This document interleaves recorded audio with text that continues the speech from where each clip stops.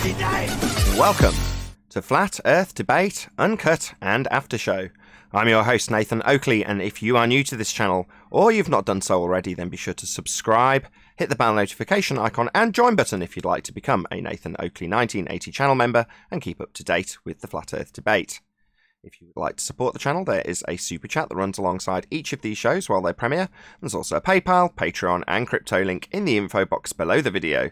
Speaking of Patreon, I'm going to do a quick shout out to all of you who do support me on Patreon. So a massive shout out of thanks and appreciation to Guns of Navarone, RMP, Troy Shuka, Bose Nail, Justin Duso, Joseph Pizarro, Samson, Maris, Harry Blade, Mobile Max 777, Neo the One, Lost Cat FE, Rob W, Open Minded, Reese Pound, Del West Watson, Mike, Muted, Dick Earth Skeptic, NA Literalist, Maria Neelands, Unbelievable Productions, Blue Ridge Ranger, Rob H, Nathan Thompson, The Real Gabster, Windrider, Liam Nedrick, Erwin Jennisons, Abraham Mohammed, Dave Rakia Gafford, Naibai, Adrian Quintana, Skeptic 936, Life is Short, Fireball X, Texas Mike, Edwin Johnson, Kirsten Smith, Alexander Main, David Wayne Foster, and Dank. So another massive thank you to all of you for supporting me on Patreon.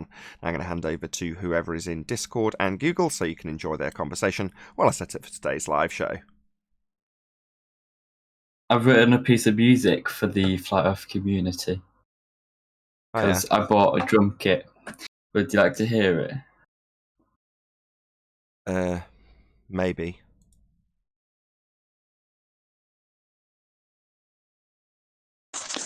I'm back. It's only a short piece of music, it's not going to be forever. But the Flat Earth community is the greatest place to be. The people who think that the globe is round should go away because they know they're wrong and we know we're right.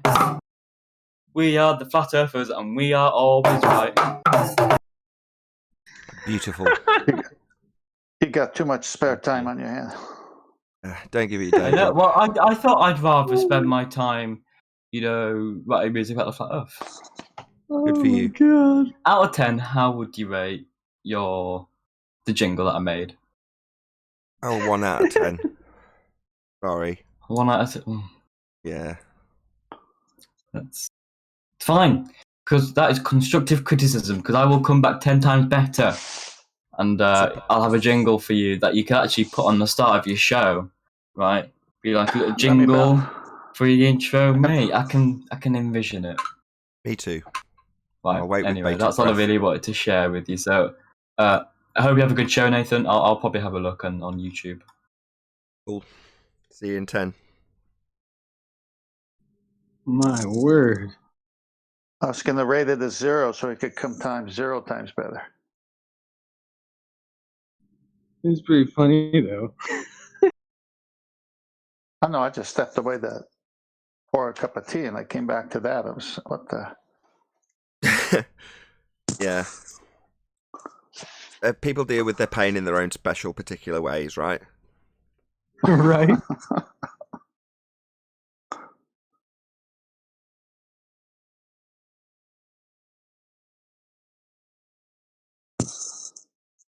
A little bit telling. So how about just the defense on the housekeeping questions? Can they start there before they start making songs? Yeah, it's just ridicule, right?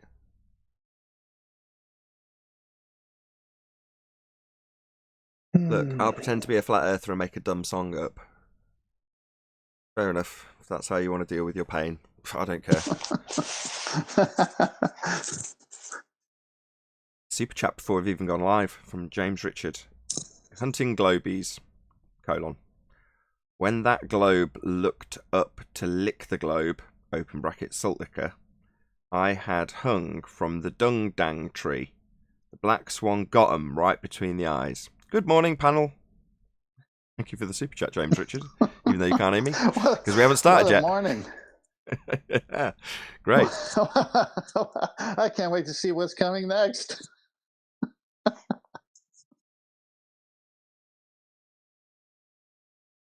Interesting start, eh? It is. Oh. It's good to be back, though. Stressful as it was fixing computers, it's good to be back. Yeah, Over it notched. is. Go on. No, I was saying they're throwaways now. The way they price computers and everything, they don't last long, and unless you really build one yourself and have quality parts, the advice you get, oh look, you only paid $600 for that. I think just buy a new one. Yeah, it's a $3,000 PC that I built myself with the top quality parts, the best available. It still goes wrong. The hard drive's worth about £400. Just the solid state hard drive that runs the show, and that is what became corrupted. So I knocked the computer with my elbow as I spun around. I also knocked a cup off, and distracted by the cup that I knocked off, I'm like, oh, has it spilled anything? Oh, it was empty. It doesn't matter. And then I turned back around, and everything shut down. I'm like, you can hear it on the recording because you can hear me turning around, and that turning around is what caused me to A, knock the computer, and B, knock a cup off. Well, like I say, that's all that happened. I knocked it slightly, admittedly with it was a fair old whack. I turned in my seat and went clonk. It hurt my elbow, so obviously it was a fair old clonk. But by the same token, you don't expect that to completely disable your PC, right? But there we go. They're sensitive components, I guess. Well, is it positioned in a way to where you can't be knocking it off today? No, it's right next to me. It's just the way it is. It needs to be, though. There's certain cables, like the 4K camera. It only allows a certain length of cable. You cannot extend it. It's just stupid. There we go. It's in this position for a reason.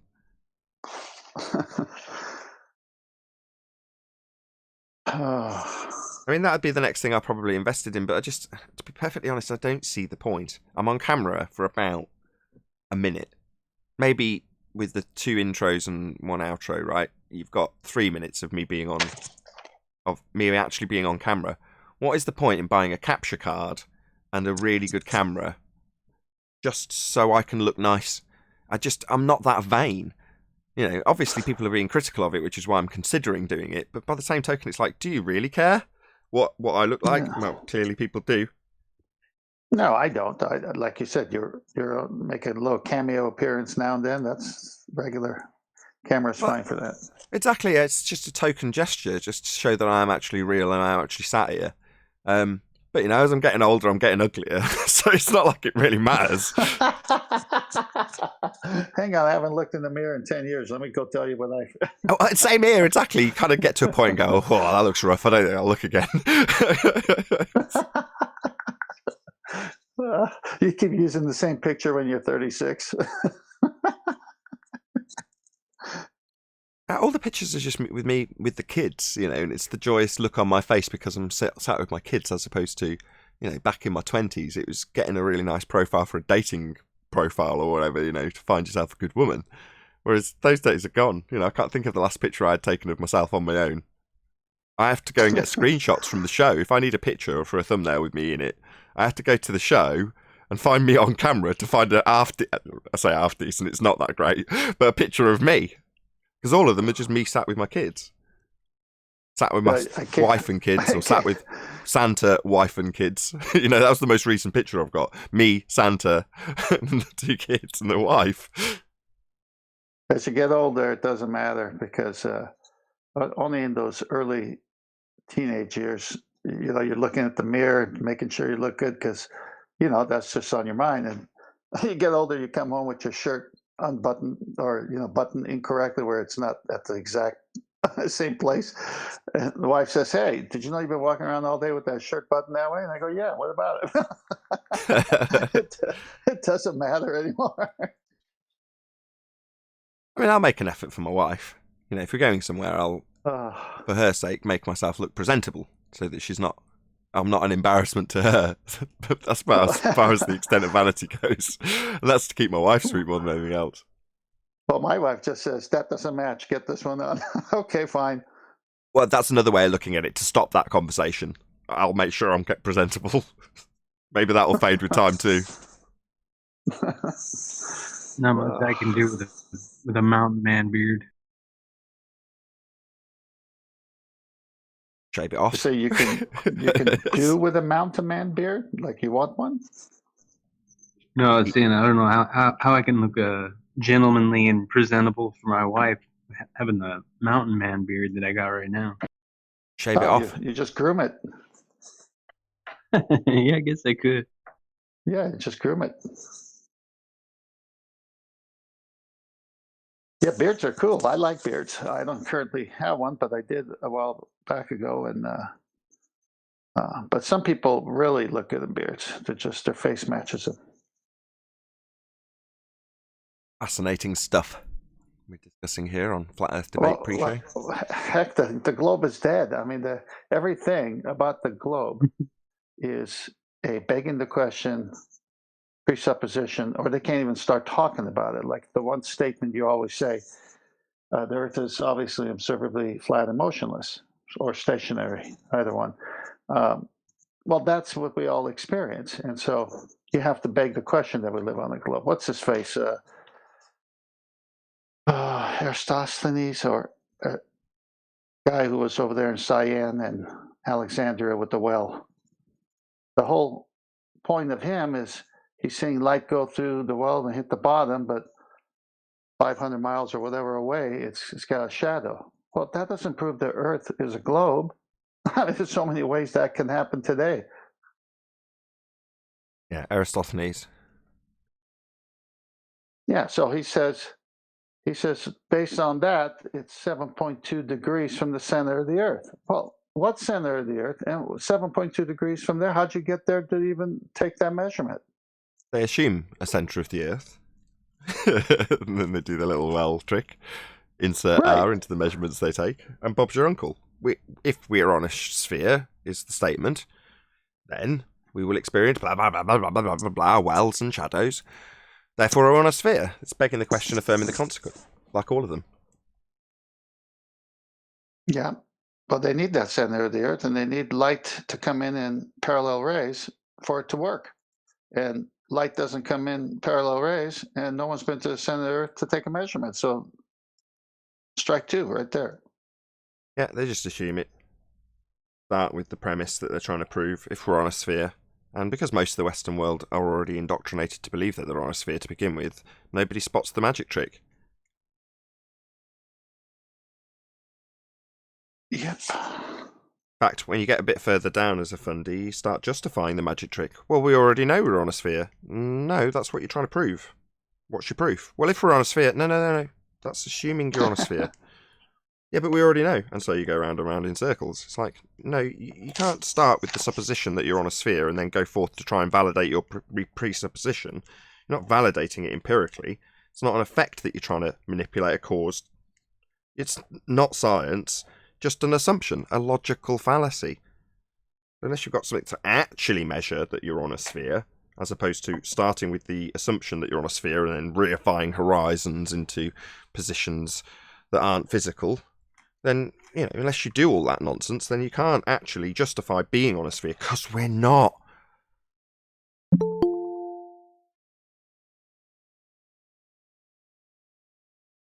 Hey, Arwin.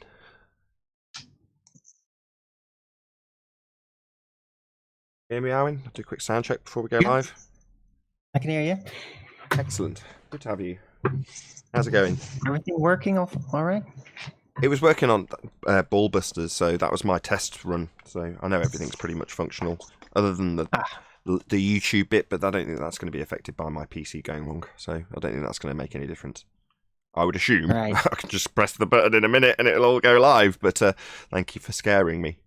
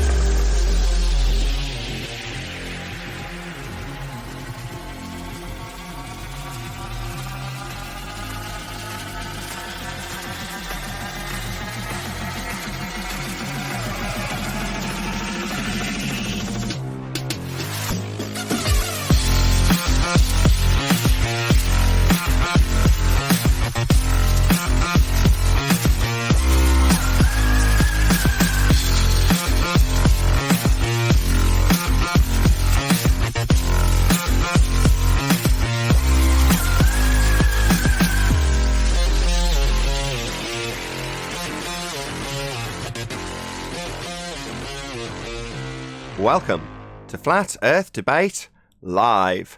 I'm your host, Nathan Oakley, and if you are new to this channel, or you've not done so already, then be sure to subscribe, hit the bell notification icon, and join button if you'd like to become a Nathan Oakley 1980 channel member and keep up to date with the Flat Earth Debate. If you would like to support this channel, as James Richard has done just before we started going live, massive thanks to you. Smash the super chat. Also, there's a Patreon and PayPal link together with a crypto link in the info box below the video. Most importantly, if you'd like to join the discussion, simply mute the page you are currently watching, then click the link in the info box below this video to join the panel and express your views on the nature of Earth. If you do join, please don't swear. If you do, you'll be ejected. And if you are, please don't try to rejoin the stream using sock accounts. You'll be warmly welcomed back on the next stream. Please also share the show on social media. Sharing the show obviously increases the live audience, but this in turn increases the chances of a more diverse panel. So please share the show on Facebook and Twitter. One last time, if you're new to the channel or you've not done so already, then be sure to subscribe, hit the bell notification icon and join button to keep up to date with the Flat Earth Debate. Now we are joined by 10th Man, Arwin, and a whole bunch of people in Discord. So welcome one and all. Good afternoon. Good morning. Yes, people out there, share the show, but not on YouTube because you can't do that anymore. But because of that, you'll just have to share it everywhere else as much as you can. Let's get Nathan to the 20,000 subscriber mark. Oh, thank you, it's Arwin. about time. It's a very important point, and it's just universally true for us in this subject matter. You know, they've openly and overtly said that they're not going to promote us. Quite the contrary. Well, if they're openly and willingly admitting that to Congress meetings and telling them how they're going to deal with this, then obviously we're not going to receive any promotion. That's pretty obvious. So therefore, the only promotion we do get is by people sharing the show, which is why I say it every single show. A couple of quick shout-outs before we jump into housekeeping. So James Richard, thank you very much indeed. I did read out your super chat in the pre-show, but I'm going to try once more. So Hunting Globies, : when that globe looked up to lick the globe, salt liquor, I had hung from the dang dung tree. The black swan got 'em good, right between the eyes. Good morning, panel. Thank you very much indeed for the super chat, James Richards. It was very difficult to read. I don't know why. And also a shout out to that flat fellow. So really appreciate the support. Thank you for the sunglasses super chat. Any evidence of a physical geometric sphere edge horizon, formerly known as Earth curvature? Not even from the dang dung tree. The dang dung tree?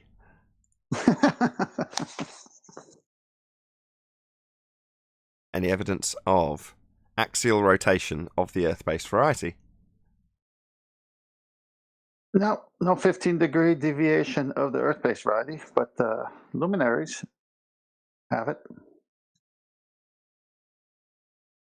The Earth-based variety? No? No, not. Everyone's off mute in the No. Discord server. Any evidence of axial rotation? Don't all go at once? If there were axial rotation, then you wouldn't notice it. Everything would just seem to stand still because you don't see anything. No, you about would. it. You'd see 15 degrees an hour deviation. It's called Coriolis effect. If things left the non-inertial spinning reference frame, you'd Oh, you mean continue to tornadoes? rotate underneath them. You mean tornadoes? No, not tornadoes. You would observe deviation. So as you continue to rotate underneath things that were no longer attached, they would seem to deviate. For example, you send a drone up. So you've got a drone and you push the up stick and it just goes up. And then you let it hover. Well, if you're rotating underneath, then it would seem, on the equator, for example, to drift away at 1,000 miles an hour as you rotate underneath it. That's what Coriolis effect is. The apparent deviation of something that's not actually moving, a hovering drone, because you rotate underneath it. But if that was occurring, we'd be rotating underneath stuff, and we'd notice. There'd be Coriolis effect. And all we get is people defending the fact that we don't see this deviation. But there'd be an effect. Well, the only alternative would be that the entire universe would be spinning around us. Well, then no Coriolis effect. Yes, well, that's what the ballers say. So No, they say there is a Coriolis that effect. they're actually claiming the entire universe is spinning around us, and the Earth is not spinning underneath. They just don't really realize it. Yeah, they're denying their own claim, though. They're denying that there's Coriolis effect, and they say, no, we wouldn't expect things to drift apart. The Earth and the atmosphere move as one.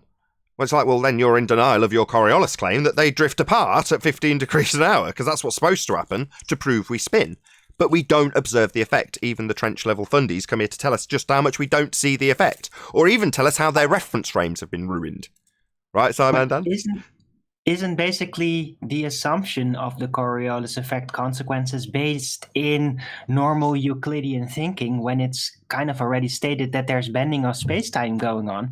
Well, maybe the bending of space-time of the Earth is what causes all these Euclidean and presumed effects to basically go away and make it all relative, so that the Earth is actually standing still towards itself and the entire universe is spinning around it, when the same could also be said in the reverse because of the bending of space-time. Yeah, but then no Coriolis effect. Hold on, 10th. But then no Coriolis effect, Darwin. Right. Well, then not right. They claim there is Coriolis effect. Well, they're wrong. Well, I know they're wrong. They There is should no stop doing nothing that. drifts away at 15 degrees they're an hour as wrong we in their own rotate model. underneath it. So there is no Coriolis effect. Nothing is drifting away at 15 degrees an hour as we rotate underneath it to cause this apparent deflection at 15 degrees an hour. That does not happen. It's supposed to if we're on a globe Earth that spins, though. It just doesn't. I just don't know how Arwen snuck in the bending of space-time on this question. Any scientific evidence of gravity? Gravity? No. Bending of space-time. We're not That's talking gravity. about gravity. Yeah, that's gravity. Gravity is just an effect of the bending of space-time. No, Not it's the talking effect about of the gravity. uneven distribution of mass. The bending space-time is gravity. What? The uneven distribution of mass is what they claim in their conceptual model causes the bending of space-time. That is gravity, according to Einstein. Conceptual mediums being bent. Space-time, that's gravity.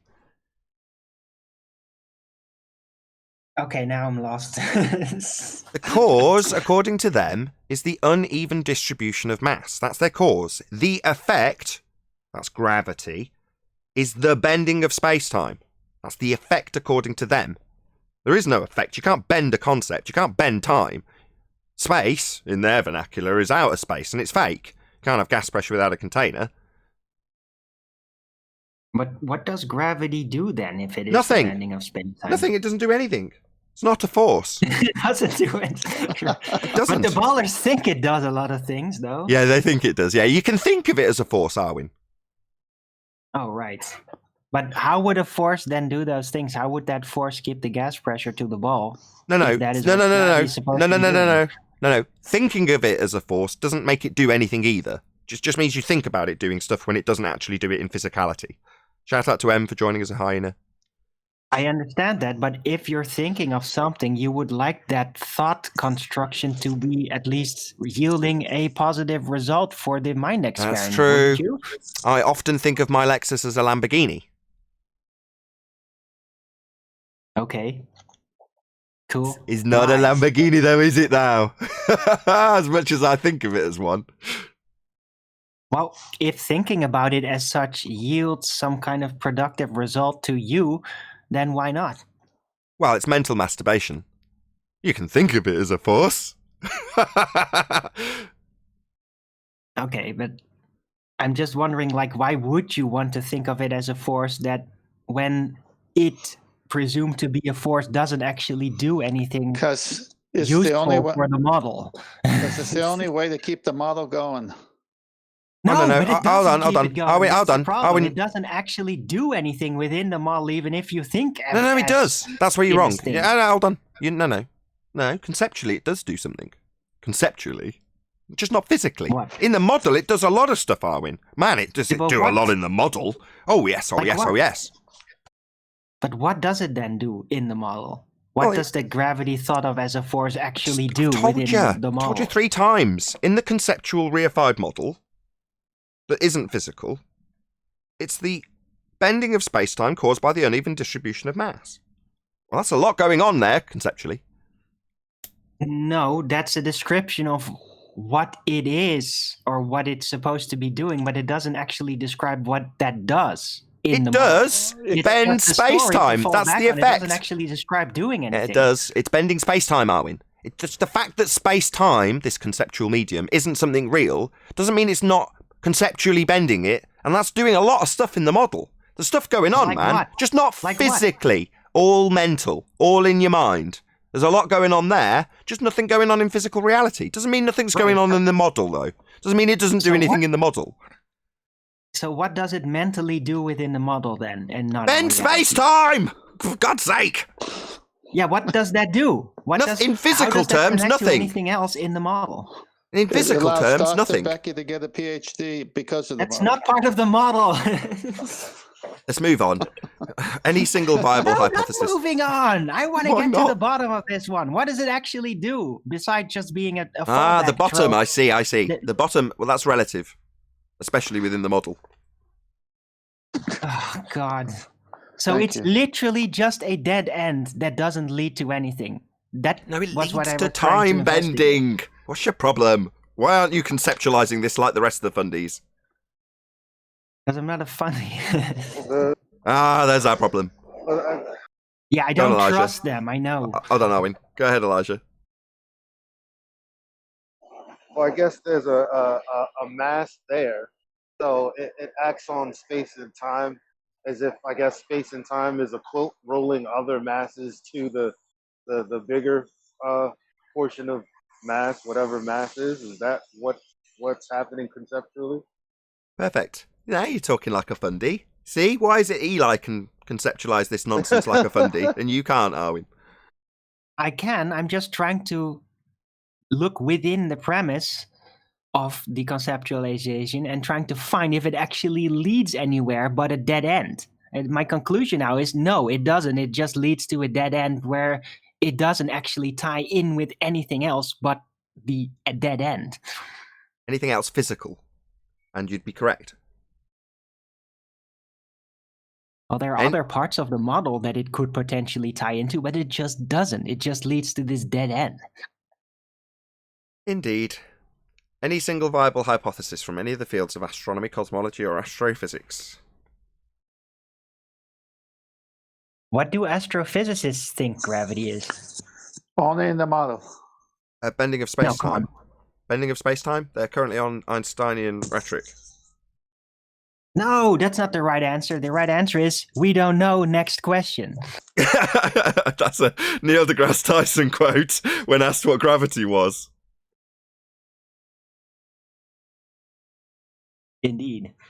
No viable hypotheses? Anyone in Discord? Anyone got any science for the globe?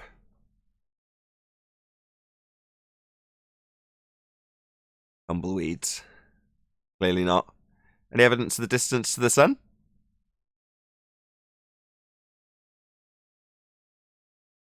Distance to what exactly? Don't know what it is, but The sun. Then how can you figure out a distance to it if you don't know what it is? like flies all over it, Arwen, aren't you? Yeah, you're right. This is a silly question. If we don't know what it is, and it's a non-tangible object that moves as you move, then how are you supposed to measure it? Right. What's the distance to a rainbow? Where's that pot of gold at? Well, precisely.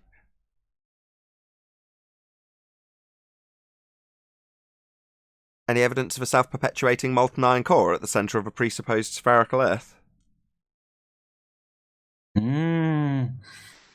I've heard somebody defending that though recently, or defending it, making claims about it, drawing the molten iron core conception into a very flawed model idea of how things transpire. That was Ken Hovind. He actually addresses it sometimes.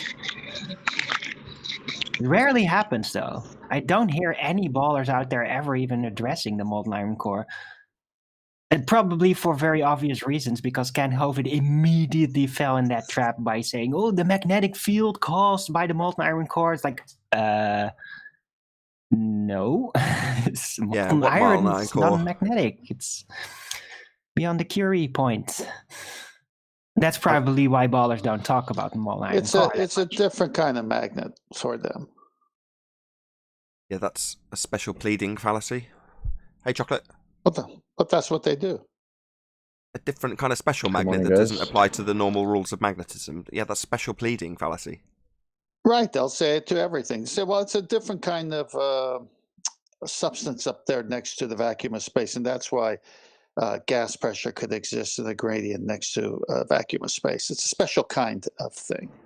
Yeah, special it's kind kinda that like goes refraction of a different character. Something like a that. refraction of a different character. Epic. Who was that said that? That was that PhD Tony guy. I forget Oh, his Tony name. Tony Purcell. Of course it was. Yeah, him. Any evidence of the R value? Earth radius. Long gone dead. Again, there's quite a few people in Discord. This is the fundamental premise of the globe religion, that you have an R value to assume. That would be the easiest thing, if it was one, to prove and show, wouldn't it?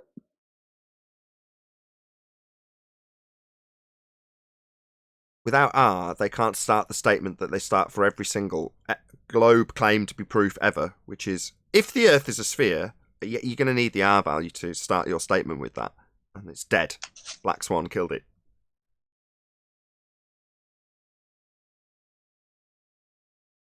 Last, but by no mathematically, means... it's still there. Oh, sorry. That's all right, go ahead. I'm just saying that mathematically R will always be there. As long as they assume a sphere, they have to insert an R-based system, even though it's supposedly debunked. Because they can't have a model without that R at all. Yeah, absolutely correct. That's the starting point for their assumption, and every single claim proof of a globe ever will start with that assumption, if the Earth is a sphere. That requires an R value, and they can't get one anymore. They've debunked it when they told us it was refracted horizon, when their horizon was previously blocking boats and buildings with its physicality, measurable in feet and inches and meters, excluding all perspective. Well, now they tell us it's non-physical, it's refracted. Well, where'd you get your R value then? Oh, you don't! Bye-bye, globe. Horizon not physical. You're telling us how non-physical it is, and it needs to be blocking boats and buildings with a calculable feet and inches value. Not anymore. Right, they don't own an R value anymore, but they're still leasing it, though. But they know that at some point they have to pay it back. Yeah, it's on borrowed time, for sure. Actually, they're renting it, and it hurts. It's more like that, everyone's subletting, and they're completely unaware that they're subletting from someone who's lost their lease. How'd you miss that clever pun right there? What was your pun? I missed it, you're right. I said they're actually renting it, and it hurts. Hurts? Hurts rent a car? Hurts. God. The argument hurts them. Too early. I was thinking of frequencies when you said hertz, like kilohertz, megahertz. Oh, that's true. They could go that way too. That joke is for America. They're always so layered. That's what makes it worth it. Thank you, Elijah. Any evidence that you can have gas pressure without a container for all the fundamentalist religious zealots who believe the sky is a vacuum.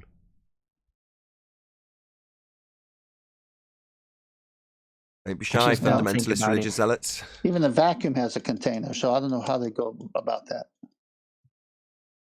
Nah, it's just lower pressure everywhere. I think that they were just wrong with their assessment of this extreme vacuum. It was just a bunch of theorists. They never even tested that, They just assumed that it would have to be sort of mathematically and all that, still presuming that gravity is a force even at that time, which it no longer really is recognized as. So I think that the original conception of the extreme vacuum of outer space was just a raw estimation.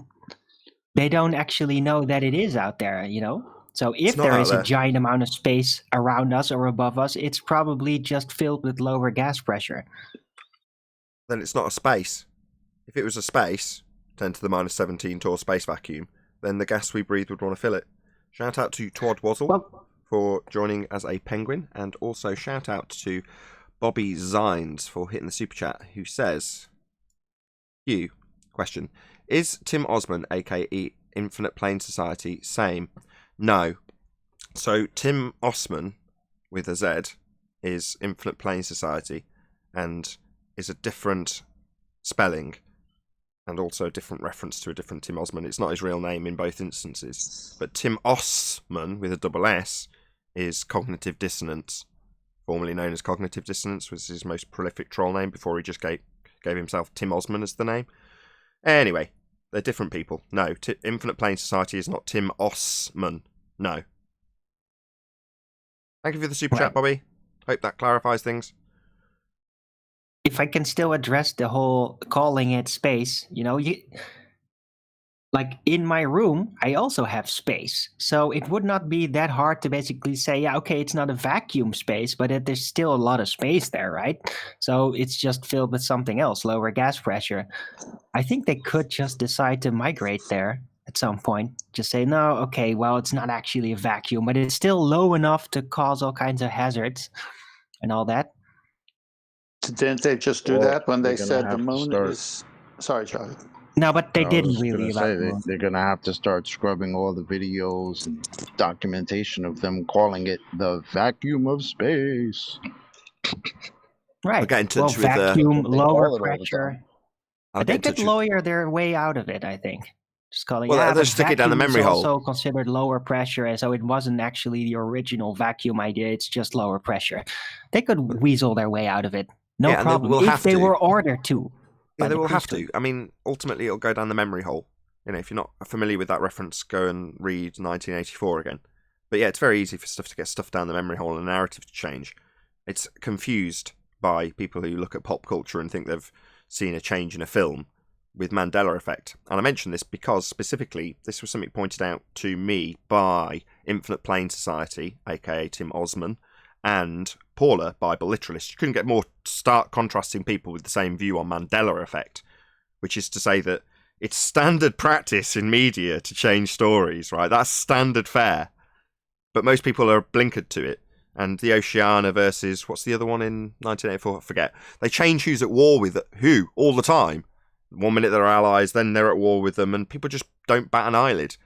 But yet people in the conspiracy realm will look at these obscure things that they think have changed within advertising or pop culture, and it's like, who cares? Changing things, aka Mandela effect, if you want to call it that, is standard media practice. Anyway, that concludes the housekeeping. Unless there's any evidence that we can have gas pressure without a container, given that they do actually claim it's 10 to the minus 17 torr, the most powerful vacuum known to man, Arwin. Not just space with gas pressure. As much as they might change the rhetoric. But has any fresh claims been made about this, or is it just repeating of the original assessment? You say the original assessment. I don't know how long it's been in place. If you told me tomorrow that really it was only finalised 100 years ago, I'd believe you. The story of space vacuum, that is. Right, I don't know either, but it should probably be after the Big Bang Theory was made up, right? Or before? Well, that's only, 70 years ago? So it would be before the that. 60s. Is it less time than that? Is it 50s? Yeah. Wow, okay. It's really young. You were surprised about that the last time too. It's Lemaitre, isn't it? I just don't know these. Yeah. I don't know the time span of when Lemaitre was around. I've never looked into Lemaitre particularly. Cursory glances here and there, but I don't know his history or when he was around. So, Well, he was at that big conference that QE always talks about, where Bork and Einstein and everybody was in, I think, 1920s or so. Remember that one? I know which one you're talking about. So it's that ilk, it's that era. So when I say 100 years plus in terms of Big Bang, but I'm sure the sky vacuum existed before Big Bang cosmology, right? I don't know. I should know this history better. Well, he was at that conference, and he was a younger scientist, and then it wasn't until later that he and Einstein kind of got together and shared ideas, and that's when the Big Bang actually came out officially. So it was after that conference. I mean, the stories and the details about what these people said and did at these conferences, etc., within recent history, which is what I'd call that, I think a lot of it you can't really get around. In other words, they haven't been gone long enough to start fiddling with the narrative too much. But you go past that, maybe a couple of 100 years, and I think they just invent people.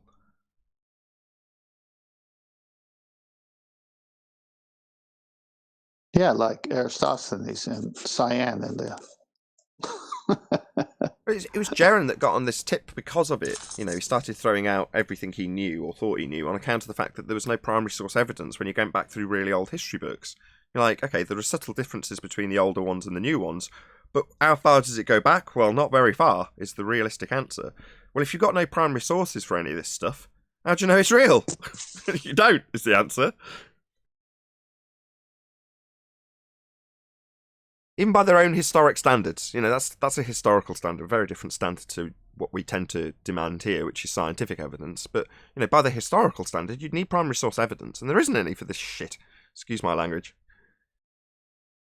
I think our whole history of the globe... Go on.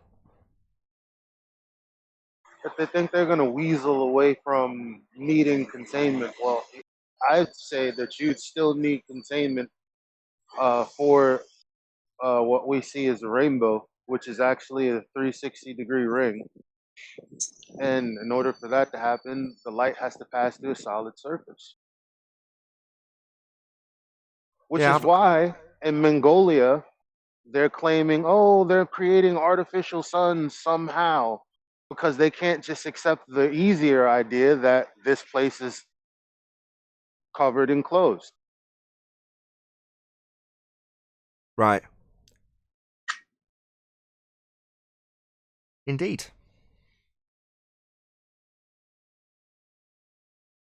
Yeah, we must have containment, that's the bottom line. So this whole notion of having a sky vacuum is absolutely absurd and ultimately a violation of natural law. It's a violation of the second law of thermodynamics to assert that we've got a vacuum of the sky. We haven't.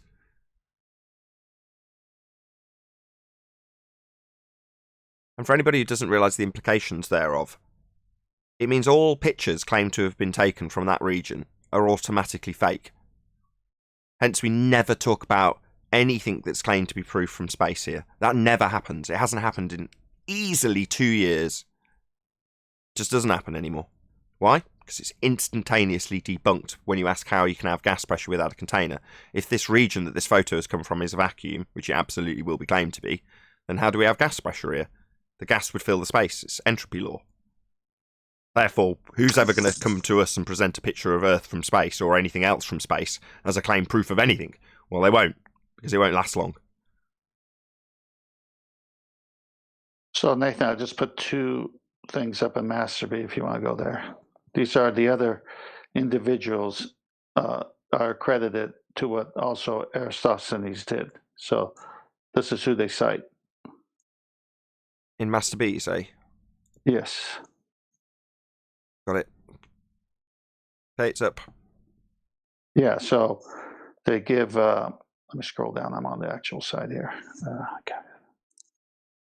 Aryabhata, whatever, however you say that one. So was an Indian mathematician who lived from 476 to 550 AD and accurately wrote of the Earth as being spherical. He also estimated the circumference of the Earth within 67 miles of modern measurements, off only approximately 0.27.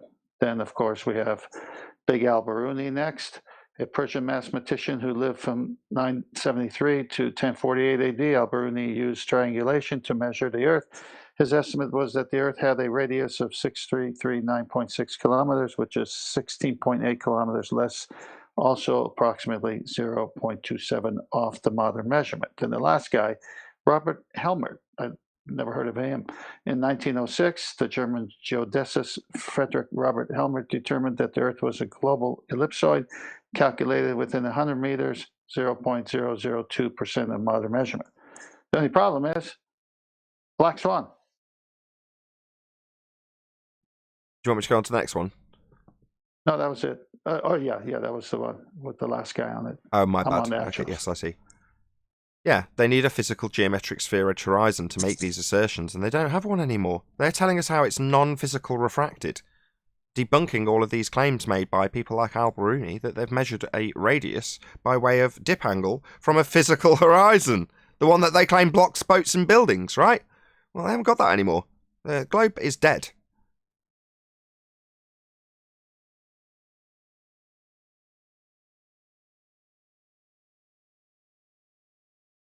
So quiet. Normally that would be the interjection point from a fundamentalist zealot who's really triggered about the fact that the globe's dead. And that's why it's quiet, because all the arguments defending it are dead too. Remember a couple of weeks ago, I think it was, Rumpus was on the show, jumps in every now and then, and I had a little time with him before everybody else got him. And I said, Rumpus, is the Earth rotating? He wouldn't answer it. He evaded that question till the end. Then he says, yes, it's rotating. It's like one of their chief claims. He's shy about it. But come on, Rumpus, come back. Let's see if you can answer it quicker today. No, it's not rotating, because their claim that we have Coriolis effect would be an effect we'd observed, and we don't. It's just that simple. So it's a very difficult and tricky subject. It's gone from quite annoying, convoluted and complicated to quite simplistic and quick to deal with. Are we rotating? All right, so we have Coriolis effect then. We're turning underneath stuff. No, it's all turning together. No Coriolis then. End of conversation.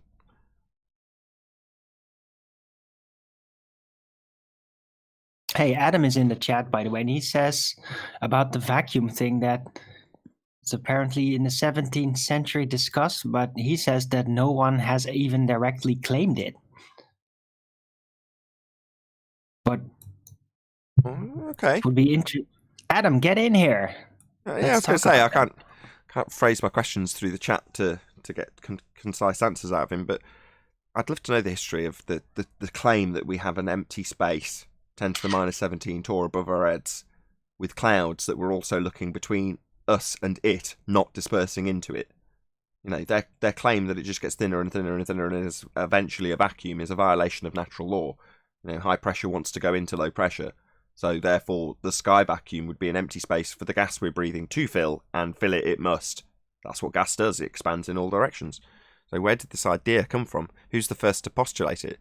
1700s? Yeah, it's on the borderline for maybe having a primary source for someone, but Adam's saying no. It would appear no definitive time, just assumptions. Maybe Pascal in the 17th. Maybe Michelson-Morley later. It seems no one claims it directly. Thank you very much, Adam. Talking about space as a vacuum, he thought it was worth giving extra clarity to what he was talking about, but yes, the sky vacuum specifically. Can I try to propose a viable hypothesis of astrophysics? You can. Just before you do, though, I'll just read out Brian's comment. It says NASA claims it, Nathan. Yeah, they do. NASA claim it's 10 to the minus 17 Tor. Feel free. Who was it? Eric. Is it Eric Bear? Yeah, that's me. Go ahead. Feel free. I don't know if the independent variable can be if it's valid, but full moon causes increase in crime. That's my hypothesis, and the independent variable would be the full moon. But there'd be no way to manipulate it other than just when there is no full moon, measuring the difference. Okay. Did you say increasing? Did you say increase in crime? Yeah. Yeah, there's a reason for that, though, isn't there? It's a correlation. It's definitely not scientifically valid, and no, the cause would be man-made, because man thieving things is definitely man-made. So, yeah, you're not going to... Yeah. Anyway, the correlation is because it's brighter. You can see more. It's easier. Well, they also say that a lot more... maybe this would be a natural occurring phenomenon, is that women go into labor as well on a full moon. Yeah, could be an instinctual thing. You might, less likely to get lost or stumble around in the dark when you're trying to get to the hospital. If you, I don't know. I've no idea. But correlative only, I'm afraid, not scientifically validatable. Right. If they would all go into labor, then everybody would a lot of people would start to have birthdays around a similar period. It's that moment in the month again that everybody's birthday is at. Yeah, everyone had the same birthday.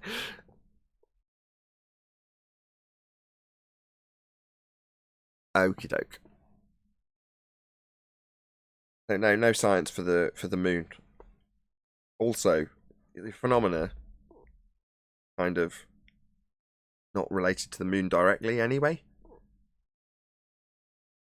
Asking what the cause of the moon is, isn't it? What you've got to start by knowing what that thing is to know what it's going to be causing.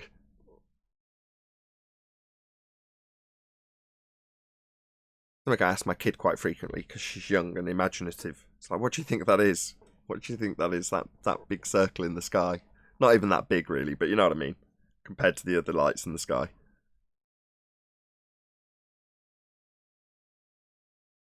Never get an answer. And what did she say? I don't know. It's the only answer she can give.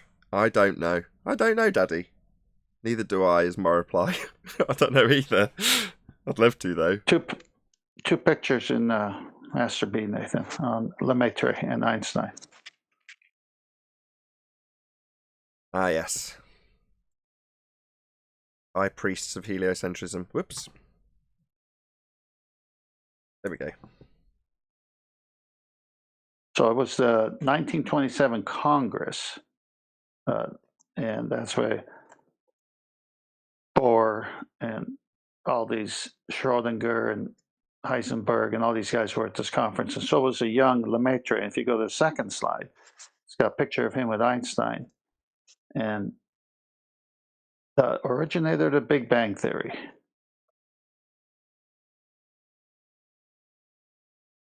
Yeah, I don't know if the fundies realise that a lot of their nonsense comes from Jesuit priests. But it does! Isn't that nice? What was the first bit? Oh, here we go. It's just a picture of everyone at the conference. Yeah, it gives some dates, and I think they had a couple of conferences. So one was 1933 and one was before, I think. Excellent. I found it interesting that they were there at the same time, all these characters, and then how that whole Big Bang grew out of that. It came out of Lemaitre. And then Einstein kind of deviated, or not deviated, but gravitated, if I can use that word, towards him, but argued with some of the other guys on other issues at the same conference. Yeah, the people who were debunking him, probably.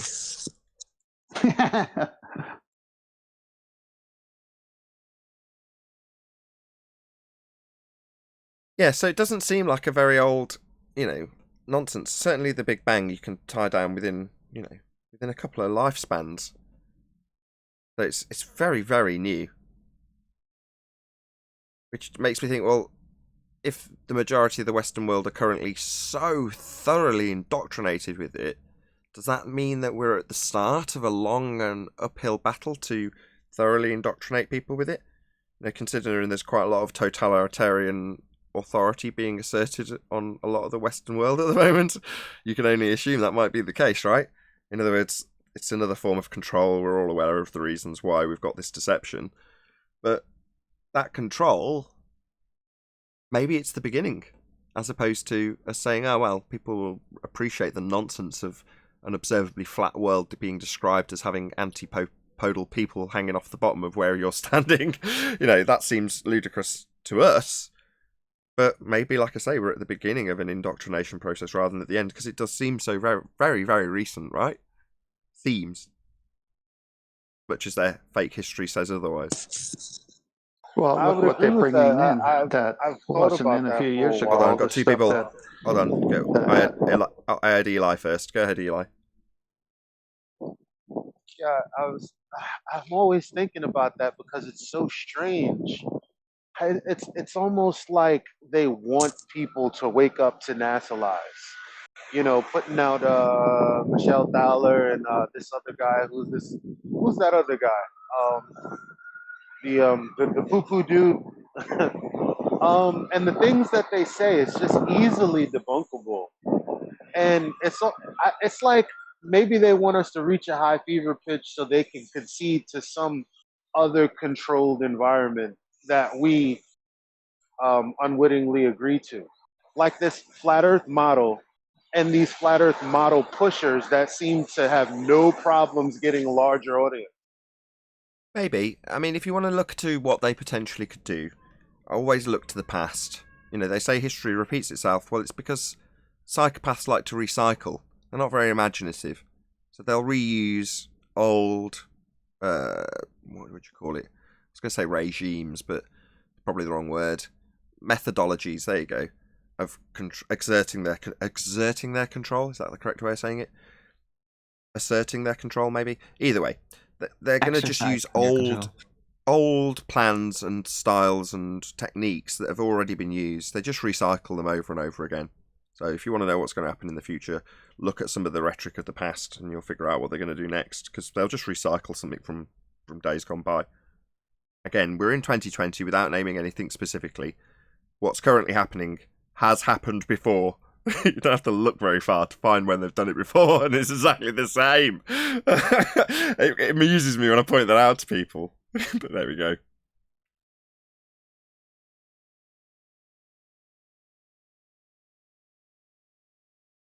On the similar subject, my folks were expressing their concerns about the current state of affairs in terms of travel in the UK.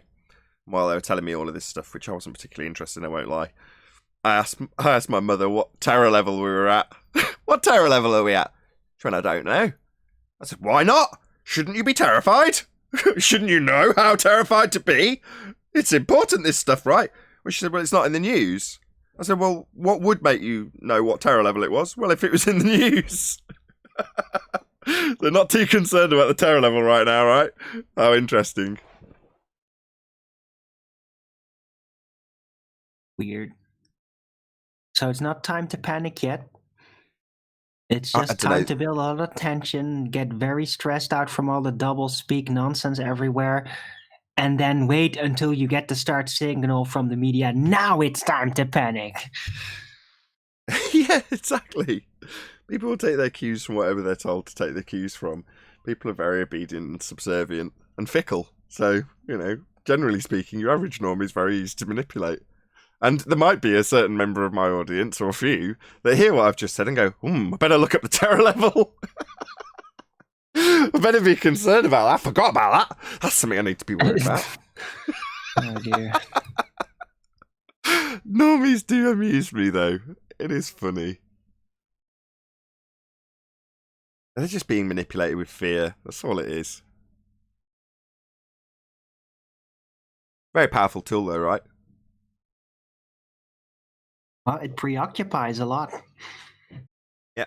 Well, back when 9/11 just happened, I was also like, oh, the DEFCON and emergency level. Yeah, because I believed it. So I was worried about it. And it distracted me a lot.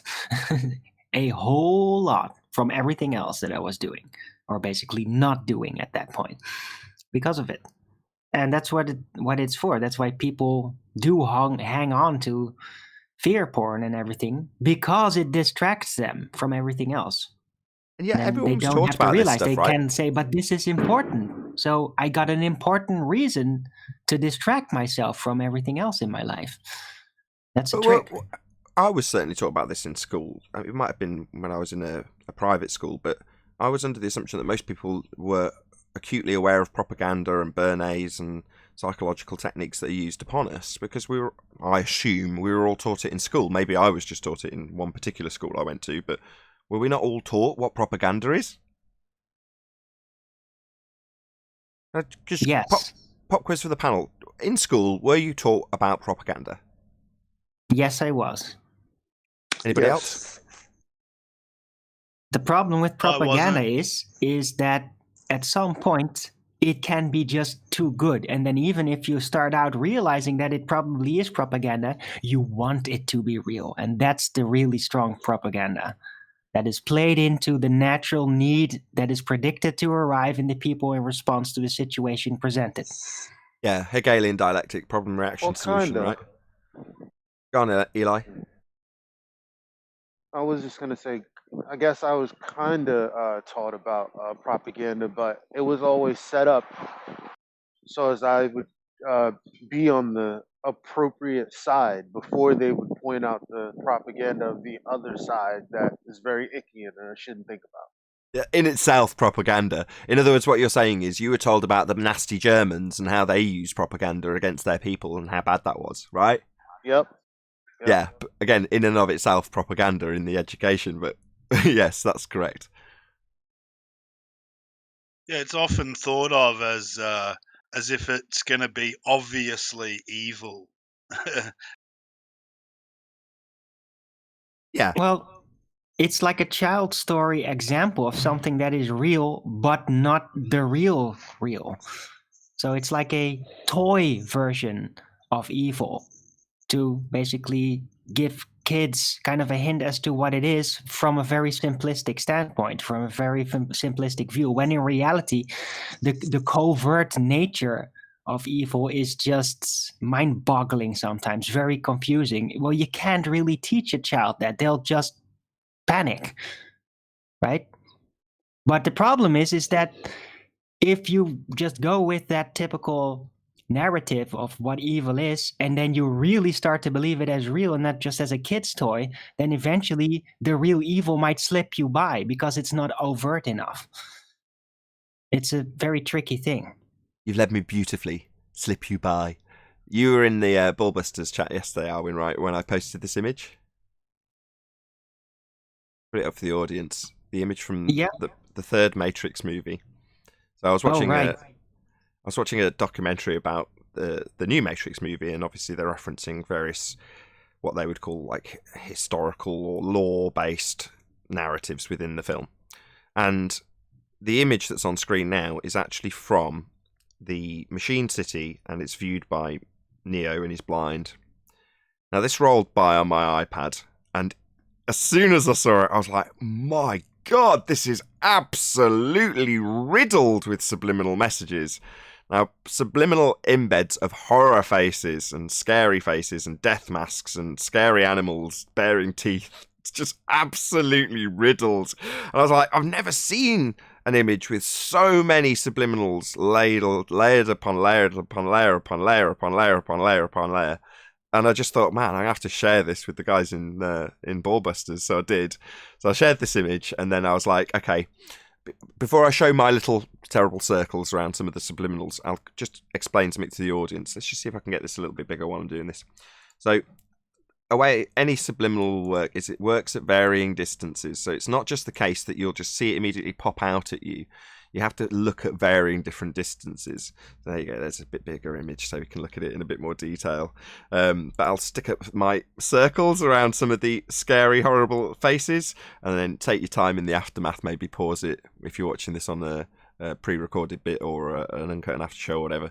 But just look at it at varying distances, and you'll see what I'm talking about. So I'll flick between the images without the circles on so you can see what it looks like au naturel, and then I'll stick them up with the circles just so you can get a nice example. I also did one pretty beautiful close-up of this scary looking dude. Let's see if I can get this looking a little bit better as well.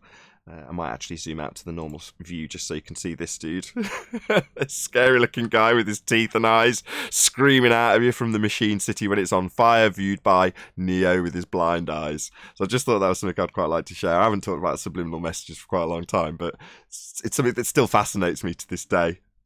But this one was a particularly epic sequence with the amount of layers of subliminals in it. It was just unreal. You know, I've seen a few in Disney covers on DVDs and stuff, but basically this entire image, let's go back to the main image, this entire image is nothing but one massively ladled subliminal. That's all it is. Very cool. But it's just there to scare you. That's the whole point. At a subconscious level, when you're looking at something like this, it induces fear.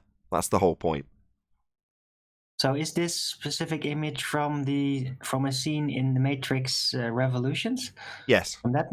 Yeah, when he gets to the Machine City and he stands on the precipice of the Machine City with blind eyes tied up, and he can see the electricity running along the pipes so he can get to that opening. When he actually overlooks the city with a bandana tied around his eyes and pads on his eyes, that's what he sees. It cuts to him looking at it, then it cuts to his view, and it rolls for about 3 seconds. Should I dare to play it? Will I just get copyright strikes? Probably. No, don't play it. Well, I'll just get to the section where it actually plays so you can see just that 3-second clip. I'll just play it once more so you can see how long it's on screen for. About here-ish somewhere. There we go. That's how long you get. It's very, very short.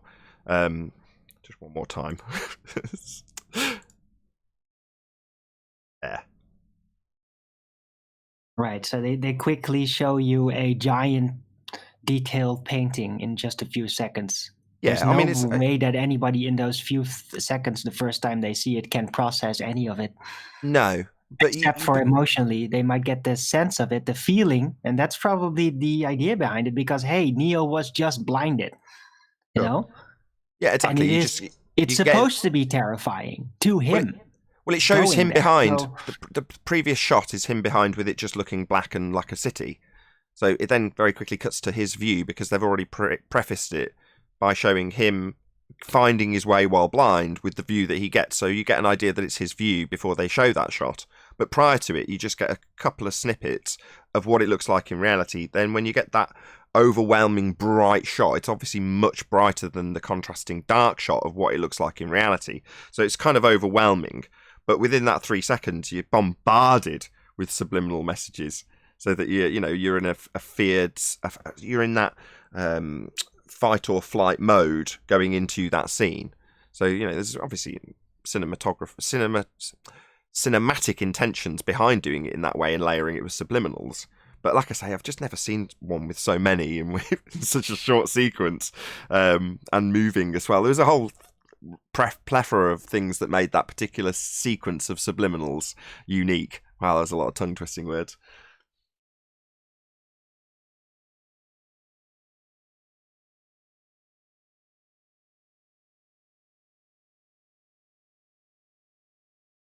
Really? I was going to share that growing up in the era I did, it was always the Cold War and the Russians. And prior to that, it was obviously the World War II. So all the propaganda from each country was aimed at its people for specific reasons. So the Japanese would have their propaganda, the Germans theirs, the Americans theirs, the Russians theirs. Some of it was true, but mixed with all the other stuff, one big lie. Yeah, that's the bit they don't tell you. That propaganda is 90%, if not more, real truth, easy to verify. And the propaganda part is normally only a very small percentage, weaved in with the truth. Right. Or the most effective propaganda even is to just leave out things that are not inconvenient for the train of thought that they want the people to take within the context they're presenting. So they'll just present real information, then leave details out completely, even though somebody might, in the middle of it, confront them with it. Just ignore it. Ignore certain true parts to solidify the narrative in a certain railroad. That's also propaganda. Yeah, Very sneaky. absolutely. But you're saying biased reporting. Yeah, that's a form of propaganda, no doubt. It's been used to no end. It's one of the first things I recognized from the news, even when I was younger. Like, why don't they say this? Why aren't they bringing attention to what's happening over there, which is obviously involved? That sort of thing. Guns of Navarone RMP says, actually, NASA steals 60 million, I think it's now more than that, a day from American taxpayers, and in return they spend 30 million a month on FX, actors, propaganda, advertising, media, etc. I think that was in response to, do they claim it's actually a sky vacuum? No, they spend a lot of money on a lot of visual effects to convince you that people on Highwire are actually up in a fake place that violates natural law.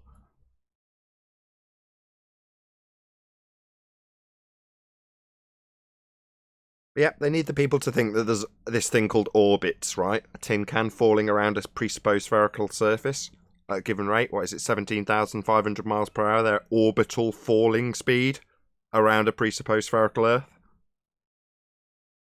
Well, they need that notion to be very much held by the general populace. That Earth's a sphere and things fall around it. As a science fiction concept, it's very viable in the face of all the other extremities. If you believe the Earth is a globe in an outer space vacuum and all that, and there's a sun-burning gas ball, then I think an orbit is not that far of a stretch, really, in the face of all that. Would you say? In the model, yeah, I completely agree. It's a necessity in the heliocentric worldview, but it doesn't make it real. That's the bottom line, right? No, but what I specifically meant is that in the face of the extremities, the other extremities, the concept of an orbit is not that far, is not that how do you say, not that surreal compared to some other Oh, I see what you mean. problematic issues. Yeah. Compared to the idea that the sky is a vacuum, the idea that stuff's falling around rocks, you kind of go, well, that's not quite as absurd, really. It is still way up there, though, in my view, Arwin. Well, in reality, yes. I'd put it way Well, up in there. reality, I see what you can't. Go ahead, Elijah. I see what you mean, Arwin. Because I mean, people don't say it enough, but it's like you got water in a vacuum, you got air in a vacuum, but even worse, they tell you that the sun is a burning ball of gas in a vacuum. And then there are other planets that are just gas in a vacuum. Like, that's insane. So the orbiting is like the easiest pill to swallow, I guess, if you're gonna be going into believing things. Exactly. It's just a simple mechanical conclusion. Like, oh, this happens.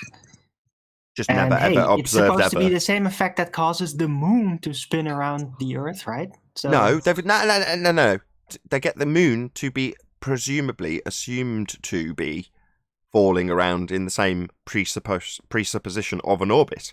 So no, they have the moon orbiting by presupposition, but it's not a way of explaining it, nor is it some simple explanation for the fact that the sun and moon move over my head in no way implies that they're falling around a spherical surface. That's just by presupposition and implication.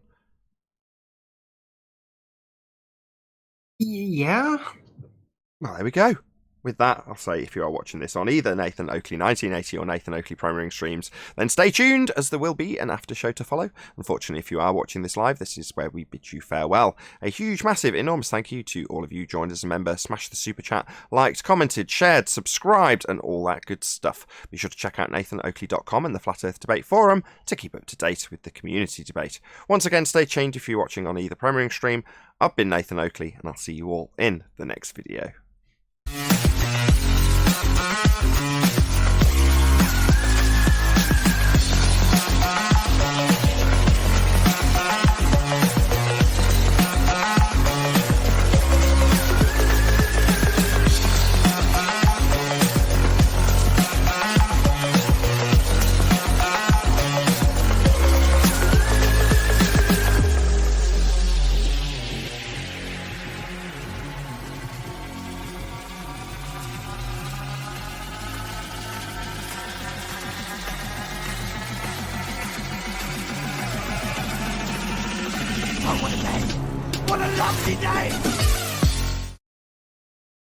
Christmas week, who knows? Oh, right.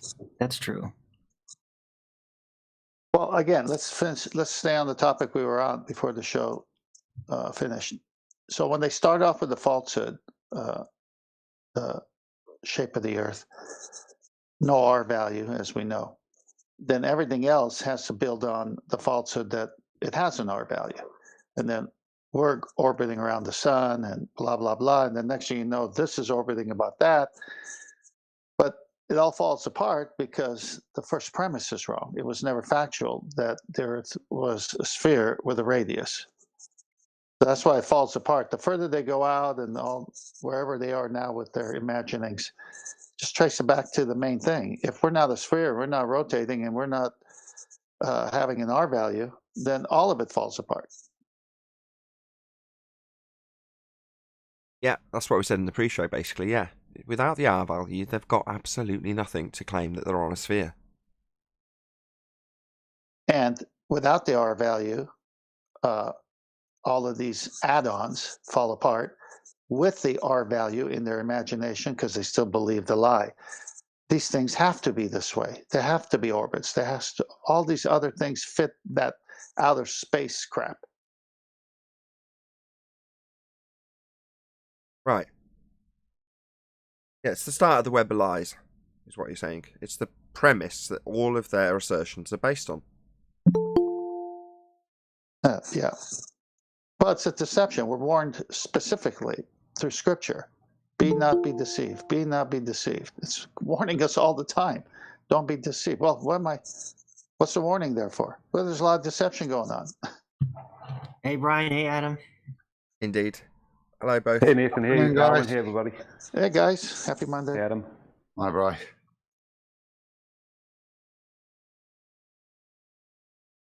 Good weekend?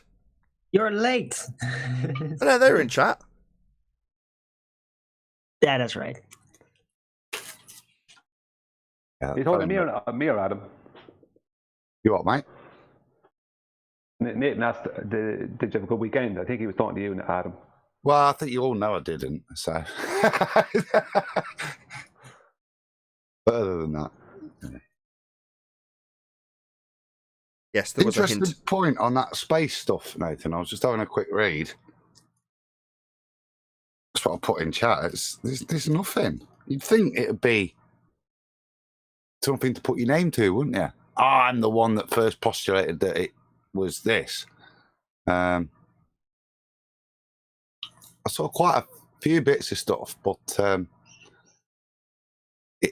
there's nothing direct. It kind of jumps from discussing that nature abhors a vacuum, discussion that there might not be something, or that I think Robert Hutt suggests there might be an end to atmospheric pressure, but without, I think, postulating it like that. And then suddenly you get to reset time of the late 1900s, where this postulation by people, what was his name?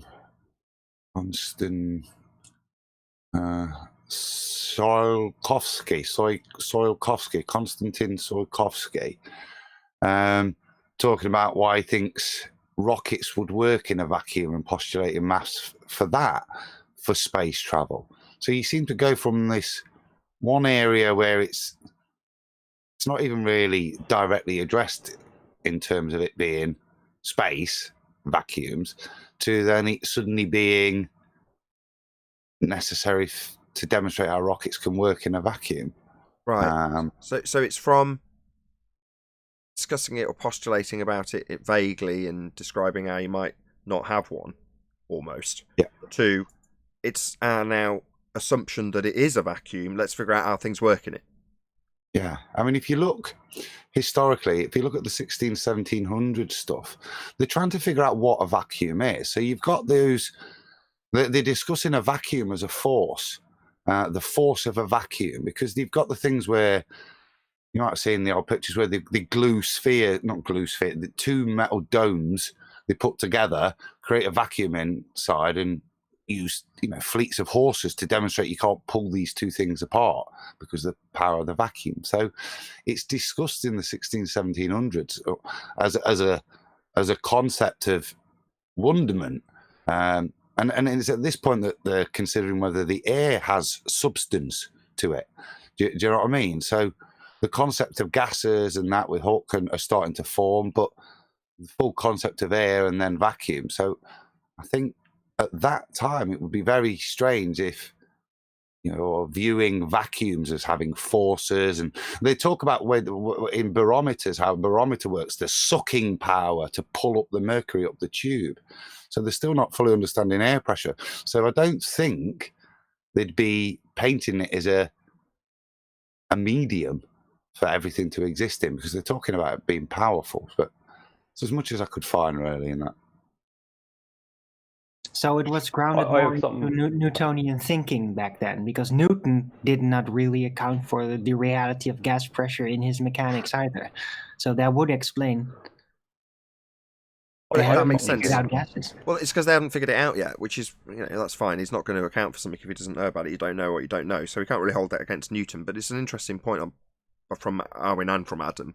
I mean, so there's a transition, it seems, around that sort of time when they go from not knowing a great deal about air pressure to assuming the sky is a vacuum and how rockets would work in it. That's a big leap. Yeah, the Torricelli bloke's the one that's among his works of designs for rockets, thrusters, boosters, space stations, for exiting a spaceship into the vacuum of space. So that's a citation from Wiki about this guy, and he's what's his timeline? 1857 to 1935. So he's, like I say, at the turn of the century where he's doing all of this. But again, you see, you've gone from that Jules Verne type point, Nathan. Do you see what I mean? Where you suddenly get this Victorian concept of being able to travel to the moon. I don't think up until then, I read something like in terms of Hawke and that, them considering even the stars were part of the Earth. So they're not viewing the stars as distant things. They're viewing the stars as part of the atmosphere, probably with a biblical cosmology in mind. They're not stepped out of that. Later, I think, as you get to Victorian stuff. Well, it's super, super recent. We've got Werner von Braun reading something in a novel and then reifying it into existence with these Chinese-based rockets. No, that's not correct. I'm sorry. Okay, go ahead. Because in both the calculation of little g and big G, which is universal gravitational constant, little g is from Charles Vernon Boyce, which is from the late 1800s, and a vacuum is part of his calculation of the 9.8 meters per second squared. And then Einstein used the speed of light as part of his theory of general relativity, which is also claimed to be light moving through a vacuum. Hey, QE. So those claims are in there. Any idea who QE knows? I was just going to ask him. Any idea who invented space? I have no idea. Trying to figure out the timeline.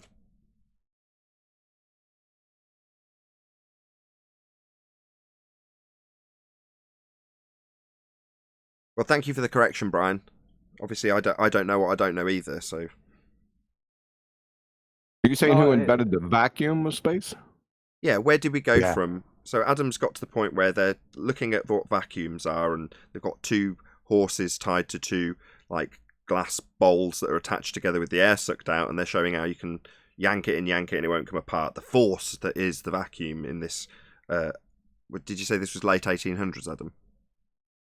No, this is mid 1700s where they're discussing the force of a vacuum and doing those kind of, like I said, the metal spheres, putting them together with a vacuum and demonstrating the power, and discussing the sucking action of a vacuum as it pulls the.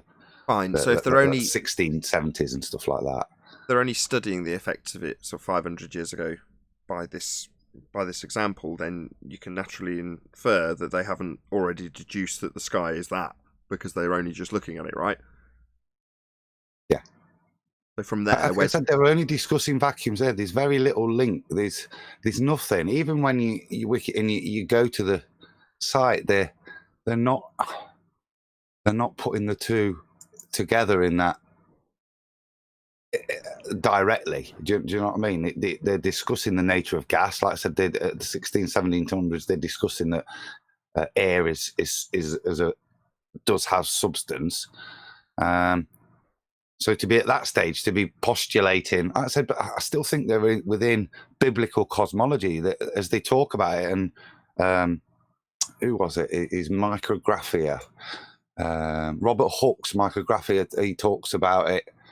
And like I said, talks about it, the stars being set within there. So they're still biblical. So I don't think at this point, even if they're exploring the concept of space, they're the concept of a vacuum, and also that there could be ability to go from here to those lights in the skies, that they're putting the two together, that powerful vacuum. It would seem nonsensical because they're discovering the vacuum and it's wonderment, and they're attributing forces to it. So it would be odd to make that link to say, oh, and that's what fills the gap between here and the moon or whatever. There was nothing like that in terms of what I could see. They need it to be a vacuum because little g and big G, via the speed of light, both have vacuum within the calculations. It's accepted by that time, though, isn't it? By the time Einstein's got it, it's not even a point of debate, is it, or conjecture? It is a vacuum, and yeah, but what sticks people to a rotating sphere? Yeah, but what we're trying to find, Brian, is the transition point, right? So you're right, and what Adam's saying is by that stage, the assumption, the presupposition of a sky vacuum is already established. So it's not even pondered by those people when they take little g or big G or whatever else it is they're using, because it's already established. So what point was it? Somebody says, the sky is actually a vacuum, by the way. When does that happen?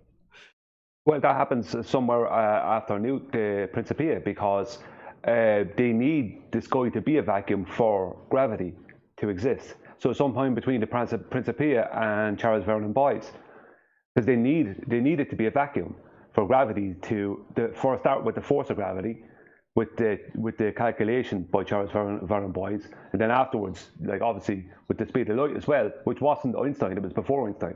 So and the speed of light originally, the first step is the belief that Kepler's analemma was correct, which is from I think 1600s. But so this whole idea of a vacuum, that if they don't have vacuum, they don't have gravity, we're not sticking to a sphere.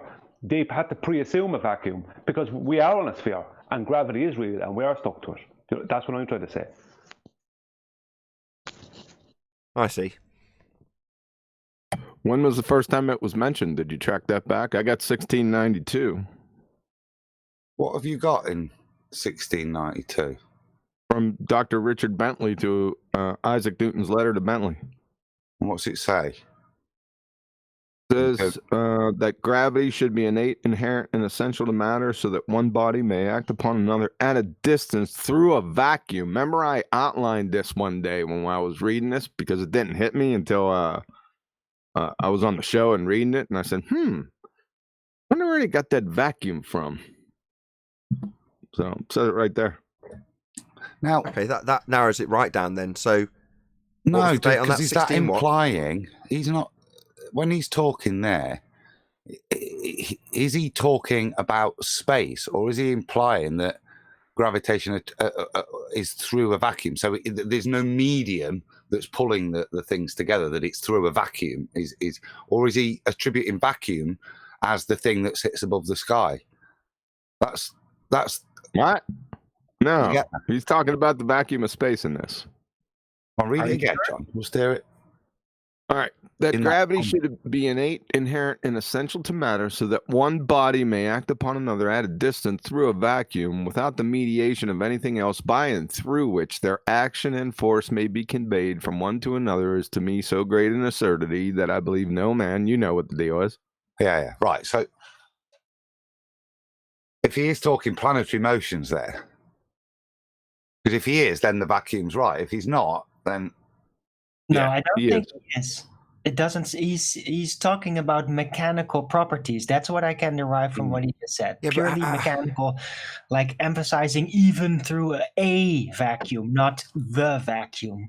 Yeah, but is he broadly talking about the nature of reality in its entirety? Therefore, that assertion. I mean, maybe this is a point that was confused when this, was being pondered, and the difference between someone saying, well, in a vacuum, i.e. in isolation, there would be this force acting between the two bodies, or is he broadly speaking about the nature of everything? And we still haven't tied it down, and Arwen's right. It's not saying the vacuum, he's saying a vacuum. Nah, I disagree. He's definitely talking about the vacuum. He says a vacuum. Yeah, I don't care. He's talking about a vacuum as the vacuum of space. He's talking about gravity and the bodies in the celestial sphere. Guaranteed. Okay, fine. If it's that broad, then yes, he is. He's talking about the vacuum of the sky. If it's that broad, the context of the discussion. Right. Otherwise, he is. The Principia is talking about planetary motion, isn't it? It's Kepler's stuff. So again, though, it's not specific. Now, for such a thing, a fundamental thing, it's there then. He's just talking as if it's implied, as if it is just matter of fact already then in 17. Yeah. Sam's Meat Market, you kill him, we'll chill him. But so your question still stands then. So where did he get that from? That's what I said back when I read it. And it still stands. That's what I'm saying. Oh, maybe it wasn't something they discussed in secret. Maybe the idea of the outer space vacuum was an occult concept that they did not like to openly discuss yet. Maybe I think I went that searching. word has never been revealed, even potentially. I Except think I went searching for it one time, and I said, heck with it. Got on to something else. Yeah, but you see, technically they never actually claimed a vacuum, a perfect vacuum. They can always claim that they never actually claim that. They only What, a claim perfect? NASA. Yeah. What do you mean? Yeah, perfect vacuum has nothing. You're never going to get a perfect vacuum. They wouldn't have claimed that anyway. Yeah, but that's the argument that the ballers will make. But NASA do claim 10 to the minus 17 tour, don't they? Yeah, that's a stupid argument. It's a real clumsy red herring fallacy. Perfect vacuum, whether that's just to get you off. You're on a tangent. They're idiots. Oh, I know that, but I'm not talking about them. I'm talking about mainstream can mess with their figures and their calculations because there's no such thing as a perfect vacuum. So they can say they never actually, when they say vacuum, they never really meant an actual vacuum. They just meant a kind of a lower pressure. Do you understand what I mean? This is how they can mess with I know it what you're over time. driving at. You're saying that at trench level they can spin the rhetoric. That's what you're saying. Sorry, Nathan, I missed that. You're saying they can spin it, and you're right. Yes. That's all they do, though. That's all we Not experience. really. I mean, because regardless of what they say these things are in, the distances are wrong because R is not there. So, I mean, they're trapped either way. Well, this stuff is in a vacuum with these distances based on these calculations. No. How'd we get here? We're just trying to figure out why the automatic assumption of a sky vacuum starts, and we've gone as far back as we can, as far as we can tell, and what we get is somebody assuming a vacuum. You know, I've got a nice quote here from Descartes. Descartes set out to replace the Aristotelian worldview with a theory about space and motion as determined by natural laws. In other words, he sought a metaphysical foundation or a mechanical explanation for his theories about matter and motion. Cartesian space was Euclidean in structure, infinite, uniform, and flat. It was defined as that which contained matter. Conversely, matter, by definition, had a spatial extension, so that there was no such thing as empty space. That's Descartes' thinking there. So, wow, I'd never When heard was that? I've never heard that. I'm just going to look up the date of That was Descartes. That was great from Descartes. I think therefore I am 1629 to 1649. So 16. So it's the same time again. So there's all these different thinkings, isn't there? There's nothing. Can you read that It's again? probably That was where we're coming up with the excellent. concept of nothing. Yet Descartes saying there can't be a concept of nothing. Yeah, he's saying you can't have gas pressure without a container, and he's saying it's a violation of natural law. That was an excellent little clip. Can you read it again? Yeah. Descartes set out to replace the Aristotelian worldview with a theory about space and motion as determined by natural laws. In other words, he sought a metaphysical foundation or a mechanical explanation for his theories about matter and motion. Cartesian space was Euclidean in structure, infinite, uniform, and flat. It was defined as that which contained matter. Conversely, matter, by definition, had a spatial extension, so that there was no such thing as empty space. Descartes, awesome. First time I've heard that. That's great.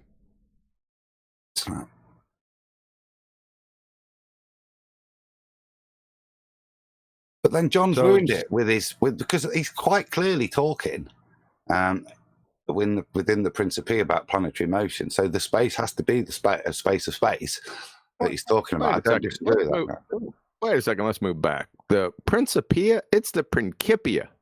Principia. Yeah. Ain't no Principia. Okay, this moot point. We need to research that after we find out who conjured the vacuum of space. That's much more important. That's a good point. It's one of those that if you can postulate that this stuff, obviously letters aside, because that's definitely a primary source, but a lot of the stuff is unbackable, you know, in terms of its validity. It could just be all narrative. It could just all be made up, and this particular aspect of the narrative just hasn't been bothered to be invented.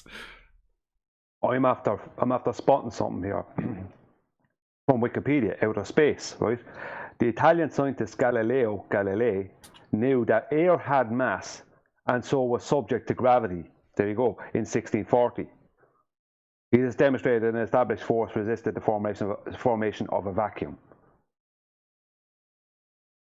So vacuum is the whole vacuum thing is connected directly to gravity, I think. They like, I mean, well, I don't think I know. They have to have a vacuum because they have to be able to claim that air has been kept here.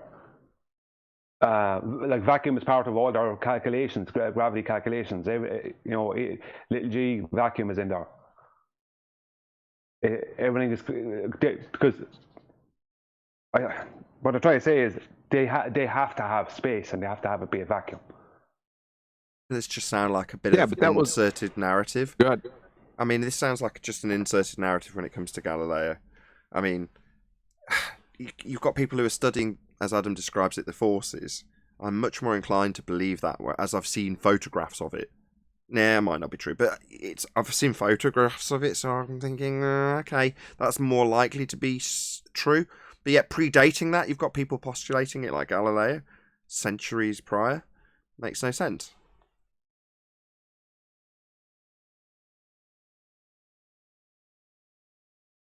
Am I missing something? Oh yeah, just the timeline doesn't add up. I was just saying the timeline doesn't add up. Does anybody disagree with me? No, I totally agree. It's totally what I agree, Nathan. It's a missing link. Yeah.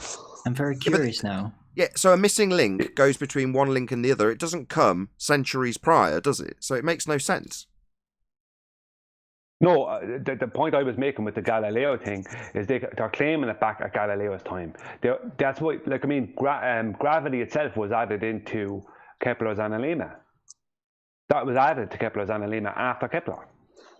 So we're talking about people diddling with the story as it's progressed then, in bits inserted here and there. Of course, why wouldn't that be the case? It's a massive lie. Why am I even surprised? Well, when did Kepler live? I'll find out there now. Nathan, go to Master V. I just put a link. I just typed in when the humans first discovered space was a vacuum, and there's a bunch of people giving their points.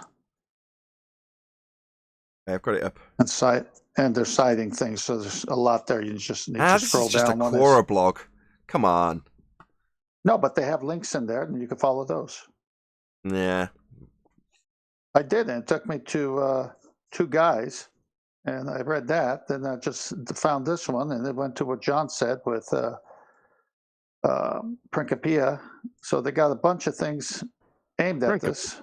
Principia? The Principia. That's you mean the Principia? Principia.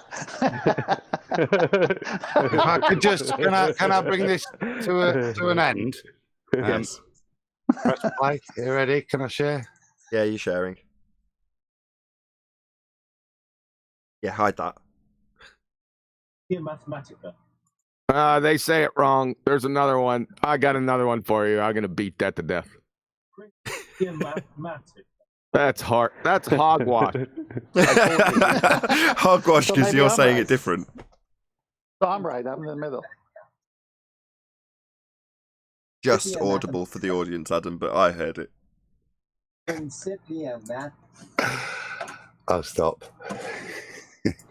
Okay, so it's got a really, Johannes really... Kepler was born in 1571 and died in 1630.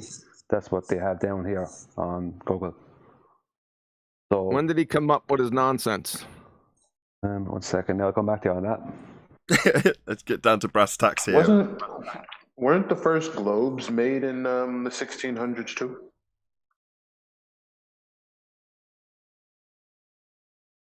Like the actual globe in a classroom? Yeah, 1492 was the first globe. Yeah, claimed. but would you call that which they've claimed is the first ever globe? It's a bit like the Mappa Mundi in the respect that it's like a football, isn't it? A bit of leather.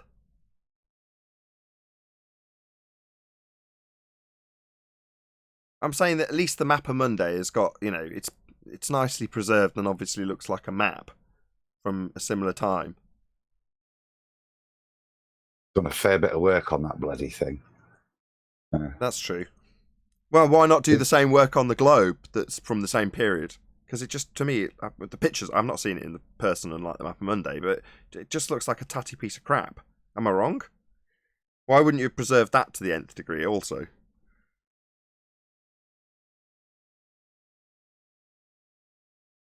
Anyway, maybe you're right. Maybe 1600s is where their narrative has got it all placed as the beginning point. Are you talking about the globe, Nathan? Yeah. The first globe. Yeah. Yeah, that was like an old World War II football. When I first looked at it in 2016, but last year I looked at it and it's a very elaborate thing, nothing like a football now.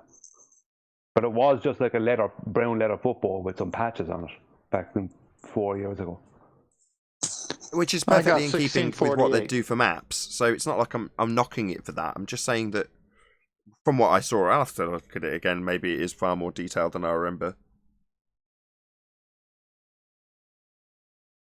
Not that it matters. Well, the detail was there beforehand. They've just transposed it onto that shape, haven't they? Like around that time, they get all sorts of maps, don't you? None of them. They use latitude and longitude, but they're very creative in plotting stuff. So you'll get like the heart map but like we've got now, but they're just using those shapes and giving different longitude, latitude. There's the Jester's face map as well, isn't there? That they plot them in, but to keep the longitude, latitude lines, but within the confines of the shape they use. So they're mucking around with all sorts of stuff with the. And this is again, it's a twist to history, isn't it? Where have they got all this latitude, longitude knowledge from? So that they've got all these bits of maps that do add up, and you can place them where they want. That's the bit that don't make sense. The gathering of all that data that just appears.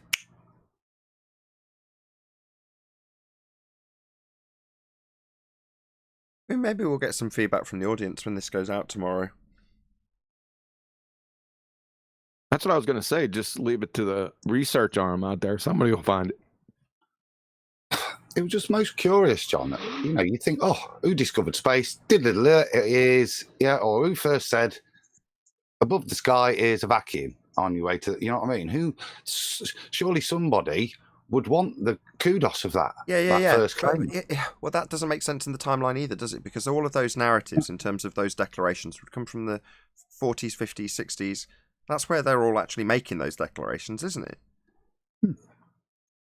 It's required in the model, though. This is Paul on the Discord, because you can't have massive bodies flowing through kind of substance. Because imagine it's required in the model. Well, that's what Brian was saying. So by the time Einstein arrives, it's a necessary prerequisite that the gaps between bodies are a vacuum for Einstein's calculations. So it's just a fact now. It's still not been proven yet because nobody's gone up there yet for another 30, 40 years, have they, to get that high to prove it. But it's just an accepted fact by the time Einstein's postulating his stuff that it is. And as Brian says, it has to be, otherwise his maths don't work. I mean, if we accept that as the narrative to date, then Mark Sargent's assessment of the situation is spot on then. Up until that point, they didn't know. You don't know what you don't know. That's what we've said for for the entirety of this show, right? So, at some point, they figured out that they were wrong. Like I say, QE. Sorry, Nathan, I talk after. Sorry, I thought you were finished. I was just going to say, until that point, if we're coming to the conclusion that we don't necessarily know where the transition from doesn't seem likely to, it's our assumption. We don't know where that transition precisely occurred, but we know that there's a transition, and then we've got maybe 400 years that transpires, and we don't, it's postulated and gets a little bit refined, but there comes a point where they've actually got to go up and examine what the sky is, and they have done that. But at that point, they figure out they're wrong. Because before then, who's gone up there, right? So who's going to know that that's not the case? And it's not forgivable that they've made the assumptions. It's just an assumption. It's just a philosophy. You can justify it however you like. But at some point, someone's actually got to go up and check. And they did in the 60s and 50s.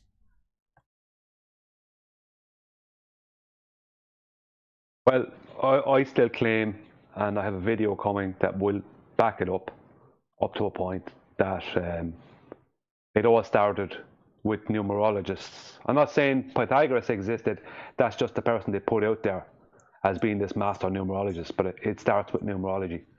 The whole globe model starts with that. But that doesn't really matter anyway, does it?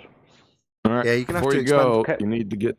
Before you go, you need to put Principia Mathematica pronunciation in there on screen. Yes, Have you posted indeed. it? I put in Master B. You didn't like my porcupine version? For QE, Kepler's laws of planetary motion between 1609 and 1619. So we can do that 10-year period from 1609 to 1619. That's what. Yeah, so that was well before gravity. Yeah, well before gravity. I know that because a baller claimed that Kepler used Newton's law. I remember that. That's why I said pull it up. Principia Mathematica. Say it again. Got a Chinese girl saying it. Principia Mathematica. He's getting muted by Adam. Good one, Adam. Say it again. Principia Mathematica. Of course it is. Thank you. Tomato, Right, tomato. now we're all For clear. a sauce. Hold on. Now we're all clear that it's Principia. Can we move on? Well, what language is it in? Is it Latin? Well, yeah, it's written in Latin, isn't it? Well, Nathan, you know a lot of Spanish. Latin? I thought it was Swahili.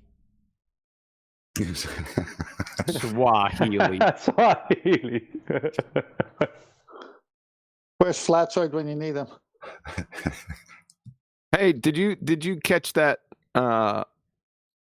rumpus double speaking numpty stuff? No, you sent me a clip, but I haven't been on the computer to actually listen to it. Do you want me to play it? Yeah. Okay, was it in Ballbusters or was it to me personally? I think it might have been to me personally, eh? Yeah, it is. Here we I go. put it everywhere. Yeah, me either. I didn't get to listen. Okay, let's have a listen.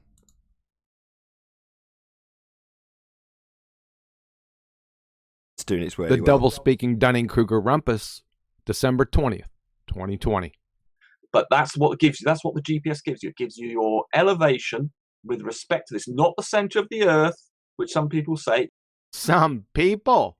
You mean like you? Because the definition of elevation on a globe model is the distance from the center of the Earth. He then tries to make a point that some people have said that elevation is relative to the center of the Earth. Yeah, you. Because the definition of elevation on a globe model is the distance from the center of the Earth. It's all relative to this geoid, which does include the bulge, and that's what we mean by elevation. It's not relative to the center of the Earth. When we talk about elevation, it's relative to the ellipsoid. Because the definition of elevation on a globe model is the distance from the center of the Earth.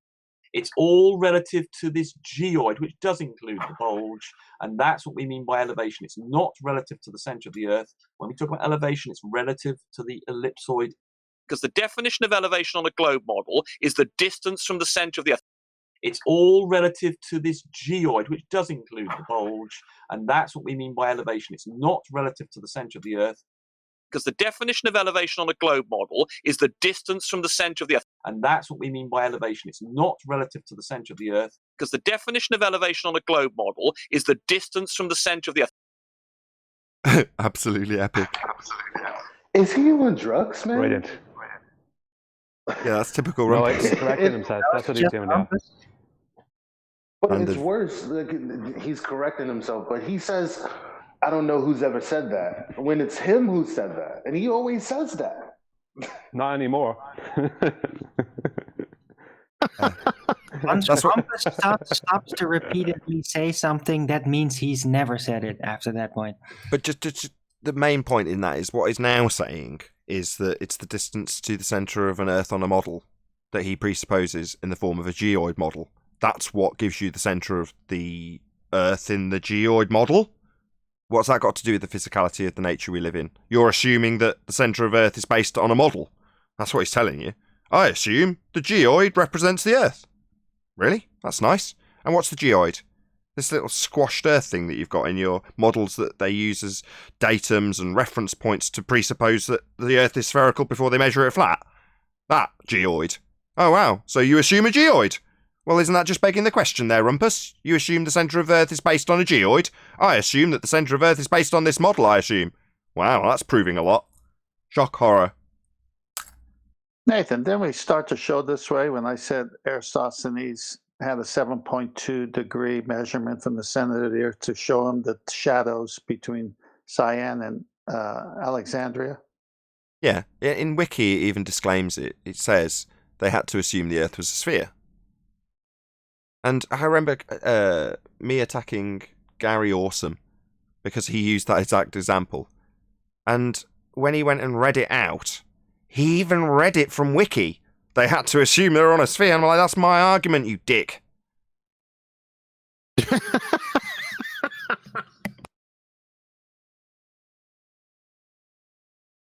Well, maybe he read it from Dicky instead of Wiki. Yeah, that's what Wiki is. What Rumpus is talking about there is the elevation you get off of Google Earth.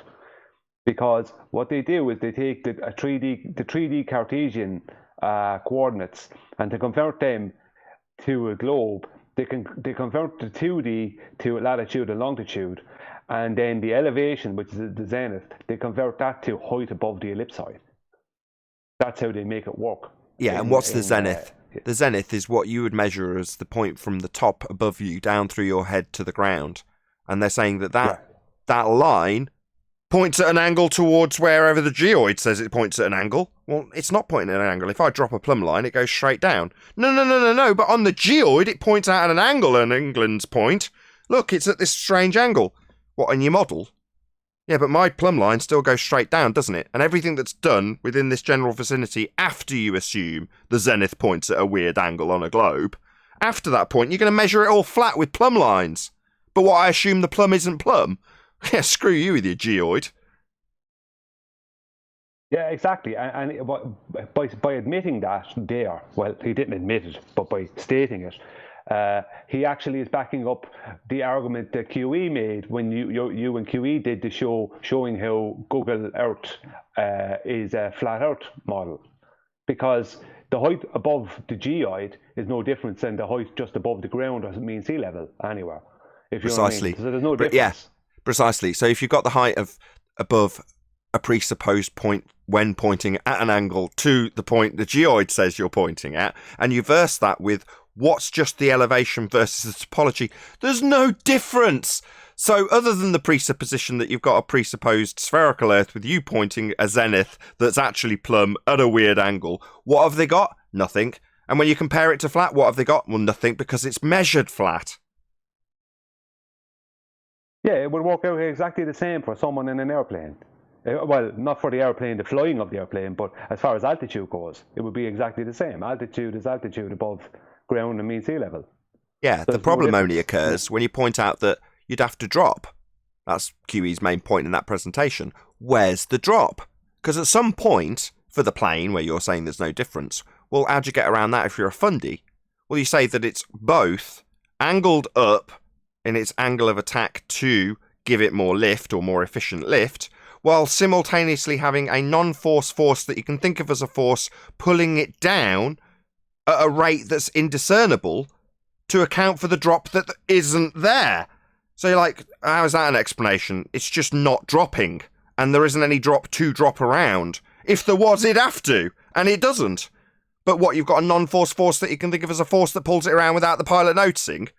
Wow, that's a candy, isn't it? Shame it's not a force, and it's a shame there's no drop. Yeah, exactly. I mean, what he's detailing there is basically can be seen as just a flat plane. It's going to work exactly the same. Now, airplane to go around an oblate spheroid would have to nose down and do all the drop, but careful. Not nose down. Nose down, no. Don't say nose down, that's just bad terminology. Say drop. Say nose down.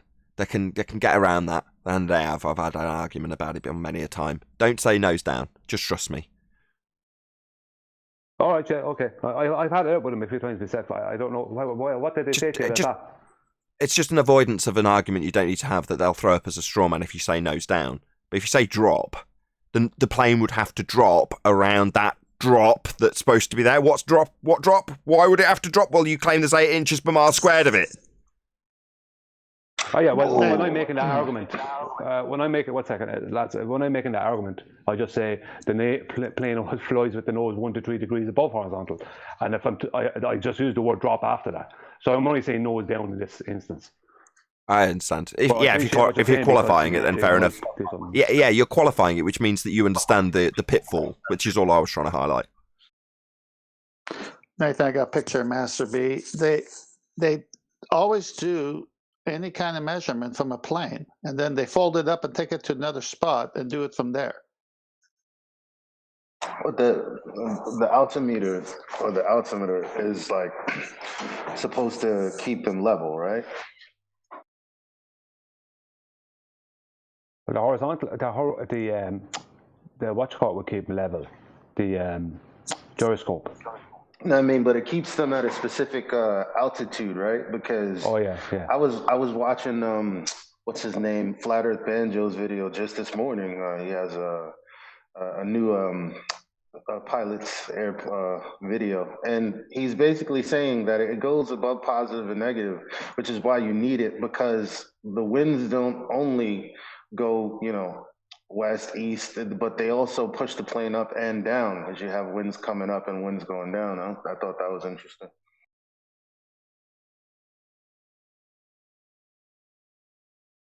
But you're not just descending, is the point. No, it's more of a sine wave, kind of a small sine wave type thing, I think, is how it flies.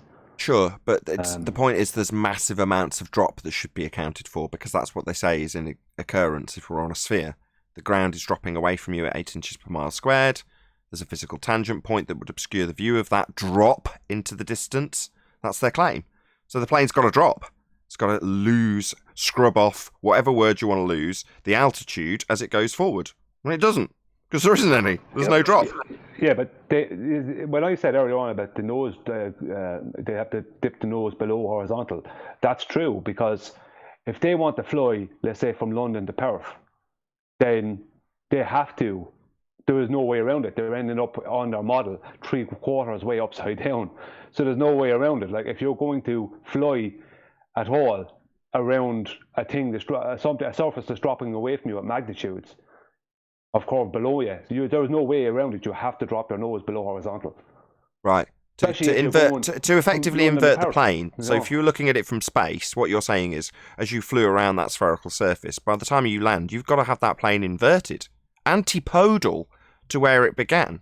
Well, therefore, it's got to have such a massive amount of drop on the journey, as would be expected on a surface that's dropping away from you. That would have to occur and doesn't. That's the bottom line, right, Brian? Exactly, Nathan, exactly. The only argument they ever tried to make with me about that was that, they drop altitude by dropping power. But that doesn't change the physics of the situation. You can't fly with the plane either at exact horizontal or above horizontal and go around something that's dropping away below you, the opposite direction. This can't be done. It's a complete impossibility. Adam did a presentation on this. He's got his first slide up. I don't know if you want to take the reins, Adam. Yeah. Donks ago, this was with me, Paul, on the plane back in the day when we were looking at accelerometers and stuff. So this was a consequence of that. And as Brian says, planes fly in a particular manner. The direction, put simply, the direction that the nose is pointing is not the direction of travel. So you can see here the direction the nose is pointing, but the actual path vector that the plane takes is the yellow line, not the blue line. This is true of all stuff, big jets do about 2 to 3 degrees. So I just set out to just explore this and kind of take it. And I was quite geeky. I had two phones, one with the bubble app on, and the other I just filmed it so that I could retrospectively go back and take all these coordinates. What actually happened was, as Nathan says, it was flat. I won't go into too much more detail on that, but there was nothing. The data sat for a very long time, flat basically, sitting at a slight incline, never nosing down, and continued along for the hour that I filmed it. That middle part of the journey just stayed the same. Now, you guys talk about drop and stuff, and this was born out of the arguments of drop with ballers, because they'll argue that yes, over a 500-mile journey, you've got to deal with X amount of drop, but actually you can deal with it every mile, and you've only got 8 inches to deal with in terms of drop. So if after a mile you drop 8 inches, you're back at the same altitude. So you don't have this massive amount unless you deal with it at a cumulative point. But if you were guided by a altimeter, then there's very small movements you could negate for that. What you can't do is deal with the consequence of living on a ball if this is going off. Because if I look at the first one, as we go from here, as the plane flies from here to here, the direction of, we'll use the word gravity, is exactly the same. It's the same vector, relative to the person. It doesn't change. But on a ball, this relative vector would change at a rate of 0.009 degrees per kilometer. Okay, now, irrespective of your plane dropping slightly in altitude, so you stay the same height, the world is curling away underneath you whilst you continue on a straight line vector.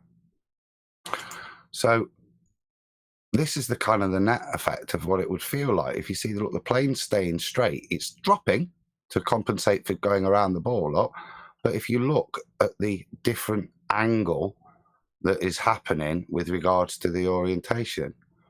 So what would happen if you're on the plane? If this is the plane, and this is actually what's happening in terms of the orientation change, this is actually the net effect of what the person, you would feel like you're getting steeper and steeper and steeper because the orientation is bending away from you as you travel on your straight line vector.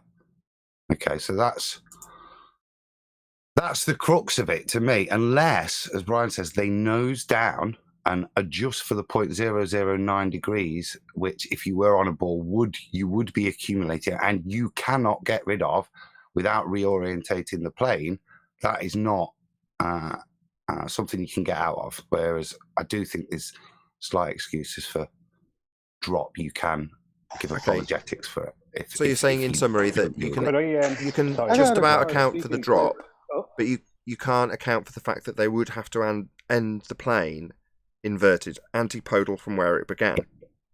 Yes, that's the crux. If you don't reorientate the plane, you can't get past that. You can get past, like say, that dealing with the drop in a non-cumulative manner all the way through the flight, but that does not change the fact that if you've not nosed down, this nonsense happens. And obviously the consequence is the plane would have to nose down to realign to keep you flying at the same angle in your seat, the same incline.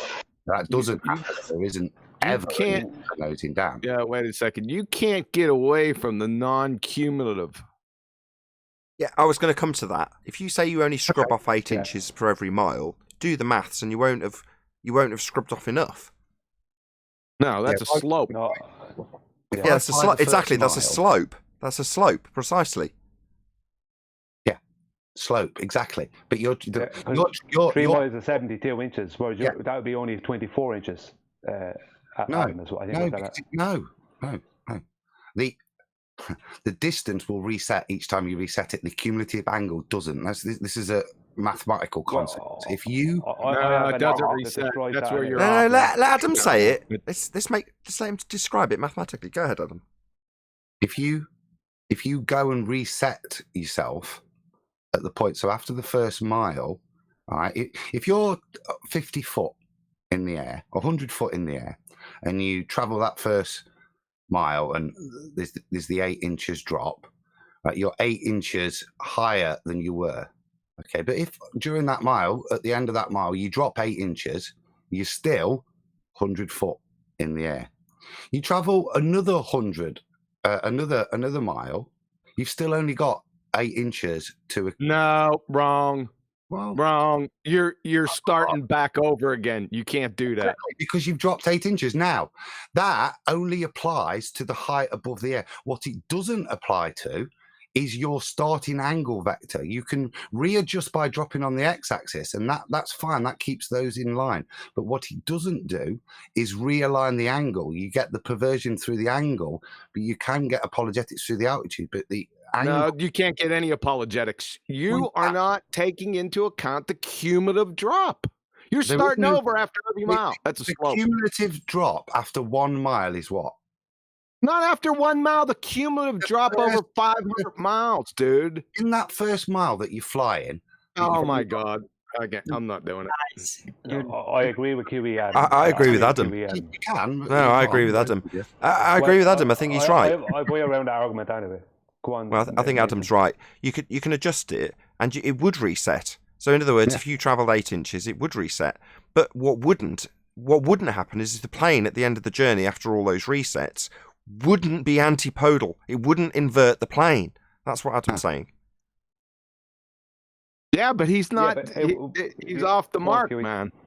You're off the mark. You're not taking into account the cumulative drop. But you don't start over after the first mile and say, okay, the second mile is 8 inches per mile squared. You can do. That's what I'm saying. You can't. If you adjust within the journey, then you can adjust for the altitude. That's what I'm saying. No, if you go out and plot it. Your own argument is killing you, Adam. And I'll tell you why. That's why I came when I was the reason I got to this point. And the reason I got to the angles was having plotted out the journey by just doing altitude corrections. And it was at that point you could see that you could do that, okay, by and traverse on a board. But the consequent was that your plane was about face. Yeah. Yeah, but Adam, you're killing your own argument. And work on it and plot it out, but go and do it. And you will see that you can adjust for that bit. What you can't adjust for is the consequent of the shape of the Earth changing underneath you and that reorientation. But that's QE's point. I agree. One second, Elijah. That's QE's point, and that's the point I would make. The reason you don't end up antipodal is because you're not actually adjusting for the drop, the accumulative drop. If you were, you would end up antipodal. Don't different. That's the point of this slide. It's so convoluted, you can't. So the only way you can compare the two journeys is mathematically in Fantasyland, because there's only one reality, and that's traveling across a flat plane. So to try and put any of those experiences into the ball, it convolutes it like it does in this. So if you plot the two mathematically as the two, you can compare, and I promise you guys. Adam's right. I don't know why you're fighting him. I'm strengthening the point in the vectors that it goes through, and I can bore the shit out of you and show you. But trust me, but those vectors are based on going around and then ending up antipodal. If I'm walking around a roundabout, okay, I'm walking around it, but I'm going to walk around it in straight lines. Yeah. Now, I can stay the same distance from the roundabout by walking a straight line. That takes me away from it, and then I take a step back in, yeah? But by the time I've gone from 12 o'clock to 3 o'clock, I've rotated 45 degrees. I'm still the same distance from the roundabout, but because all I've done is in straight lines away from that on that initial vector and then dropped my altitude, the net result is to reorientate me. Right, so dropping on the x-axis is equivalent to sidestepping on the roundabout whilst facing the same way. And what that doesn't do is twist you around, what would it be, the y-axis? Which is what Adam's saying. I agree. No, if you were walking around a roundabout, you would end up further away from it. Because you told me hold on like 5 minutes ago, and I waited. Okay, go on. Come on, Eli. Fair. So one can be true while the other can be false. It's not. This doesn't. weaken his argument at all if he's wrong about the calculation for drop. It's still true that the plane would be angling away from the starting position. I said this a few months ago, and I was told I was wrong just the same. And I got to start doing diagrams or presentations because I said the same thing. And I agree here. Like, yeah, it would be doing what he's saying it would be doing. That's not the problem here. You're missing it. You got to do the cumulative drop. Why are you guys talking about fucking merry-go-rounds and shit? The 8 inches per mile doesn't start over at the second mile, and then the third mile, well, it has to drop 8 inches. Then the fourth mile, 8 inches. Yeah, I could do. No! Goodness. Exactly. I totally agree. That's where you're wrong. No, because how can I be wrong? You can accommodate for the altitude just like that. It's perfectly fine. It's not. It's not. Oh my god! I love Adam's confidence. That's not living on a slope. That's the whole point. You're not comprehending what I'm saying. If you think you're not comprehending what I'm saying. Look, I don't think that. Look, stop. That's exactly what happens. Stop. The plane's Hello, Adam. Hold on. Right, I don't think the comprehension level is a problem here. I think we should just reach a consensus. So let's vote on it. I hate consensus. The plane is like traveling on steps. If you think of it like that, it's going on a slope. I'm talking about the plane.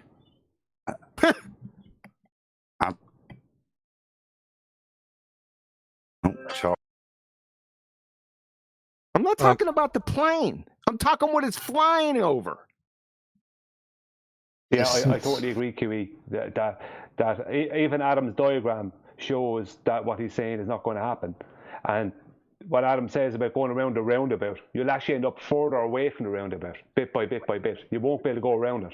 But the roundabout will go away from it. I think why are you saying what he's saying wouldn't happen? What does that have to do with the wrong calculation or right whatever you guys are talking about doesn't have to be true while his secondary point, which is actually my favorite point to it, false. What you guys saying is correct. Doesn't make what he's saying incorrect. Can I just make one point, and then I've got to walk the dog. If on this 1,000-mile journey, and there's X amount of curvature, if after 250 miles of it, there's a certain amount of curvature that's been accrued, and the pilot at that point decides to deal with it and drop back down to being 100 foot above the air. What's the calculation from the cumulative for the cumulative curvature from that point on?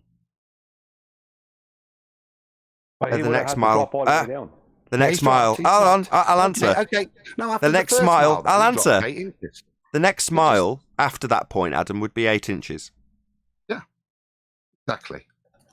Okay, then, when he flies 3 miles, there should be a 72-inch drop. So if he accounts for 8 miles 3 times, that's 24 inches. No, because once he resets the first 8 inches, hold on, Brian. Hold on, Brian. You're talking about from his starting point, right? So if you're watching as an observer, after the first mile, he corrects 8 inches. That does then reset his position so that the mile afterwards only has an 8-inch reset. But the net result of that is the plane isn't being inverted along that axis. It's only dropping to keep the altitude the same. But meanwhile, its arse is getting closer and closer to the ground. Yeah, but it's squared. The drop is squared. I don't know what the hell you guys are talking about. From the starting point. From the starting point. I'm on your side. You're all getting lost in R. Let me just try once more, because I'm going to round out shortly. Let me just try with... Hold on. Let me just try with Brian and QE once more, because Adam's tried 3 times. So you move forward on... Let me just try. You move forward... Try what? On the presupposed spherical Earth, you move forward 1 mile. How much drop is there? 8 inches. So how much do you need to get back to the 0 point at that stage? 8 inches. Once you drop 8 inches, from that point, you move out another mile. How much drop is there? Considering you've just reset to 0. Yeah, but that's where. Yeah, but what? What do you mean? Yeah, but. Yeah, but. That's Adam's where you're point. Screwing up. It's not so screwing up. calculate the total amount of drop on your 1,000-mile trip going 8 inches each mile. Go ahead, do it. Presuming from Exactly. So hold on, Arwin. Hold on. So hold on, Arwin. So QE. So you're saying you travel out a mile, and then you do drop 8 inches. You're saying you don't reset to 0 then? No, I'm not saying that. What the hell? What are you guys smoking? Well, hold on, let me just try once more. I'm nearly everyone. Hello, QE and I in conversation. Hello.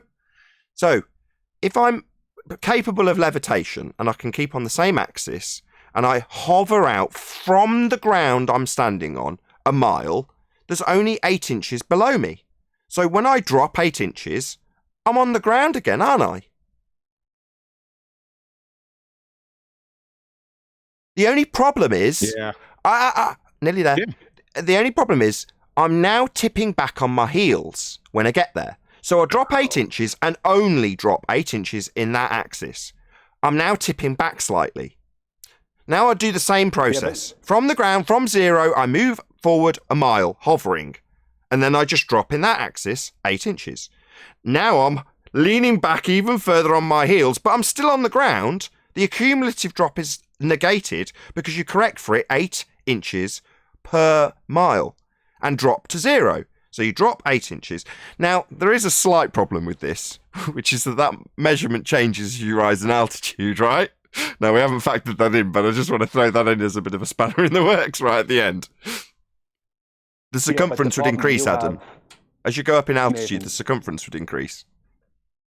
Yeah, but the problem you have with this 8 inches thing, if you do 8 inches 3 times, you'll have 24 inches, whereas the drop is 72. You're not doing it 3 times. You're not listening. You're not doing it 3 times. You're doing it once and then resetting to 0. Not 3 times, once. You're not hovering out to the mile point and then going, I'm not going to drop now. I'm just going to hover out another 2 miles on one axis. Because then you would have the accumulative drop to account for. But because you reset, you drop 8 inches, slightly leaning back on your heels, Adam's point, you're back at 0. Yeah, but if you keep doing that, what you're saying, you see, the problem is, what Adam is saying is, if he keeps doing that, he has to end up antipodal. Yeah, that's his point. But either you're following the curve or you're not. Yeah, that's his point. That's Adam's point. So Brian has now agreed with Adam and made it seem like he's arguing against him when you were disagreeing with him 2 minutes ago. 2 different points, man. No, we're not. That's what I was trying to say for the last 20 minutes. That's exactly what I said. Yes, it's not mutually exclusive. I'm saying it's human nature. This is. This is human nature. Aircraft with his little 8 inch. Yeah, it's not just ballers, ladies and gentlemen. It's not just ballers. It's human nature. This is human nature. Well, I'll just try the argument. Go on, say sorry. I'm just saying we're arguing 2 different points. He's right. I don't even know how we got on this angle. No worries. I don't really know what it has anything to do with anything. Right? I really don't. Because you have to negotiate the drop. Period. He did 8 inches at a time. No, he didn't. Yeah, he did. No, he did. He did. You guys keep stuck on the launch point while Adam is taking it from the airplane's point of view. And you keep on getting stuck on the launch point. Not at all. Not at all. I have my example with each time dropping 8 inches and hitting the ground. You can't go any further than the ground. You go out a mile. There's only 8 inches to drop. So you drop it. You're back at 0. Well, other than being tipped back on your heels, you're still back on the ground after 8 inch drop. Well, then you move out another 8 inches, another mile, sorry. And what do you know? What's below you? Well, only 8 inches. So you drop again. Adam's point's perfectly valid. Well, I destroy Adam's even if you argument. didn't reset, and didn't reset, and it was cumulative. But you did. But you did. But what I'm saying is, even if it didn't reset and it was cumulative, airplane's angle would still change. Yeah, but I'll destroy the whole lot now straight away, right? And Adam's point is, I wanted to say this earlier, but I wanted to get into the argument of it. Go on, Nathan. I'll say. Well, Adam's saying it is cumulative if you don't drop the 8 inches after the first mile. If you just carried on the same axis, the same in the same direction, the same vector, then you'd have an accumulative drop to account for. But you're saying that. But Adam is also claiming you won't end up antipodal. Euclidean axis. That's correct. Instead of the R-based axis, right? The difference. Nathan, you're getting rumpus. Go on, Armin. I'm doing that. Hold on, go on, Armin. Just wanted to say, just try to keep things straight, because we're trying to, or Adam was engaging in a mind experiment of how the globe would be, and basically constantly working with the R-based system. But if you're talking about going on a straight axis, you got to differentiate by pointing at that it's a Euclidean axis, so it's not R-based, right? Otherwise, it's going to mess up constantly. What we're talking about. Hold on. So what you're saying is if you're using non-Euclidean geometry, we'd get a different result? Right, circumdicular geometry. I knew that was where this was going. God. I knew it. I knew it. Can I offer an analogy? Yes, go ahead. It's like a relay race. The first plane goes up, and after a mile, he meets up with the second plane that just got up. And all he has to do is drop 8 inches to hand the baton to that guy, and then on and on and on. So this is what Adam is saying. So the first plane goes up, and then after a mile it comes down 8 inches. Well, where's the marker in the sky? Well, if you use another plane that just started its journey separate of the first, he would just match up and line up to that altitude by 8 inches. Yeah, but Adam's diagram destroys his own argument there, because his diagram and his argument is that with that accelerometer is that there was no change in the direction. That there'd have to be a change in the direction of down, even by doing What happens when he's on his heels? Hang on. He has to end up antipodal if he's going from London to Perth or Perth to London. So consequently, Adam's 8 inches won't work. It doesn't work. It won't drop him by 8 inches. Yeah. Hold on. Brian, yes, you're correct. That's what he's trying to point out, though. He's trying to say it wouldn't work because you'd invert the plane when the plane needs to land on its wheels rather than on its back. So just accounting for the drop as you go along wouldn't account for the fact that you've got to rotate the plane. Now, that would mean you've physically got to nose it down towards the direction you've also accounted for the drop in. Now, that isn't happening.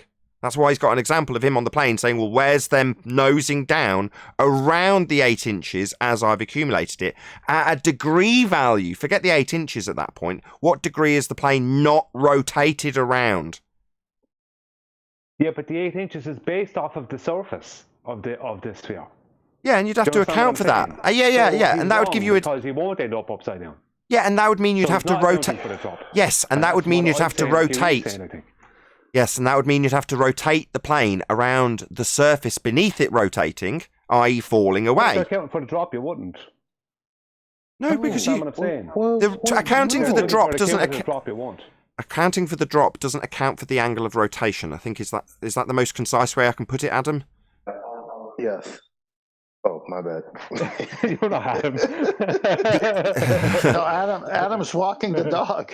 The amount of drop doesn't account for the amount of angular rotation the plane body itself would have to do to account for the fact that there's going to be an antipodal motion in play when it arrives. And it's not rotating about itself.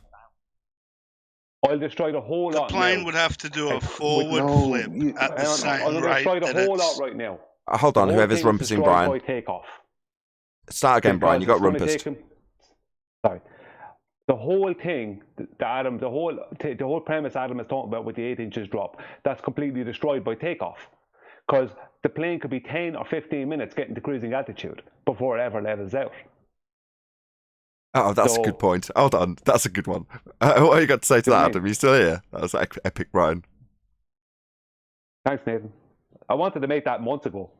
No, that's a very good point, Adam. Did you hear that? No, he's walking the dog. Adam's walking the dog. Oh, okay. Well, I think even without Adam here, that's a very good point, right? The angle that it's taking to get to cruising altitude completely, just the takeoff process alone completely ruins this argument in terms of how it would come to pass in the first instance when you're taking off, because you're only angling up. But then again, I still think that would give you the same effect. I still think Adam would argue, I'm just speaking on his behalf here, I hope you don't mind, that the same principle would apply, right? You get to cruising altitude and your tail end would be much closer to the ground because you haven't inverted the plane around the drop, which is more akin to Adam's point. No, because how much distance do you cover when you're flying at an angle? The Earth is curving down the way, and you're flying at an angle up the way, and you're making a distance. You could be flying any 20, 30 miles. Yeah, hold on, Brian. Everyone quiet a second. Yes, good. More than 8 inches. Yes, good point, Brian. To what you're saying. Hang on, leave me finish. You're stopping me from talking. Leave me just finish this point. The point I'm making is if you're flying for 10 or 15 minutes to get the proper cruising altitude, then you're flying, you might be flying at an angle, but you're still covering a distance. So if you cover 20 miles, that's a 20-mile drop, not 8 inches. Okay, great. But you keep saying you're killing his argument, but only addressing the part that has nothing to do with the angle of the plane. Or the attitude of the play. That's my problem. Stop saying that because you're not even addressing it. So John was right all along. Completely annihilating. Hold on, John was right all along. These are two different things then. So therefore, the two are very much related though. So you could also argue within Brian's point about the drop that would be not exponential. That would be the squared function that's not occurring as you're ascending. You could also take the same example and say, as ascending at an angle pointing upwards, with the Earth dropping away from you at an angle, you'd have to invert, i.e. rotate the plane around to get it to line up with the drop that you're facing. Now, obviously, that's not possible upon ascent. Now, that's a totally different argument, but using the same example. So one argument is saying there's going to be a squared function of drop that you'd have to account for, and during takeoff you're going up, so the drop is obviously going to be increasing. You're not going to be accounting for the drop as you're ascending, so that's the QE drop argument. And then you take Adam's argument and say, well, as you're ascending, the angle beneath you is falling away, and the plane isn't obviously rotating nose down to account for the fact that the curve is moving away from it. Therefore, it must rotate its axis to line up with the curve that's dropping away from it. Well, it doesn't, it can't, it's ascending. But they're two different arguments. So kudos QE for spotting that. I poo-pooed you at the start. Sorry. Both good arguments. Sorry, the QE, go on, sorry. I was just saying both equally good arguments, but not to be confused with one another. They are separate arguments. Yeah. Well, what about this? If you flew in a straight line straight off of the ball for 10 miles, you would have an 800-inch drop. But if you flew up at an angle away from the ball for 10 miles and covered a 10-mile straight line distance, then you're going to have more than an 800-inch drop. Yeah, so there's no you would. way that you can account for the drop. Yeah, absolutely. It would get worse. It would get more. You're right. Absolutely. And equally, the plane would have to rotate about its axis more. Adam's point. They're equally valid. Thank you. Both good points. That's yes. Why not? Like if it's a squared function and the ground is dropping at a more rapid rate, then why wouldn't that be the same for the angle of the plane? It would. It's just a different point that you can make separately, or at the same time. It doesn't matter. It depends how well you understand both arguments. But they're both valid points. It's a perfect way for me to conclude this because there was a bit of confusion. Now we're all clear. With that, I'm going to say a huge, massive, enormous thank you to both Discord and Google Panels for making today's after show possible. Of course, a massive thank you to all of you in either Nathan Oakley 1980 or Nathan Oakley Premiering streams for hopefully smashing the super chat, liking, commenting, sharing, subscribing, and all that good stuff. Be sure to check out nathanoakley.com and the Flat Earth Debate Forum to keep up to date with the community debate. I've been Nathan Oakley, and I'll see you all in the next video.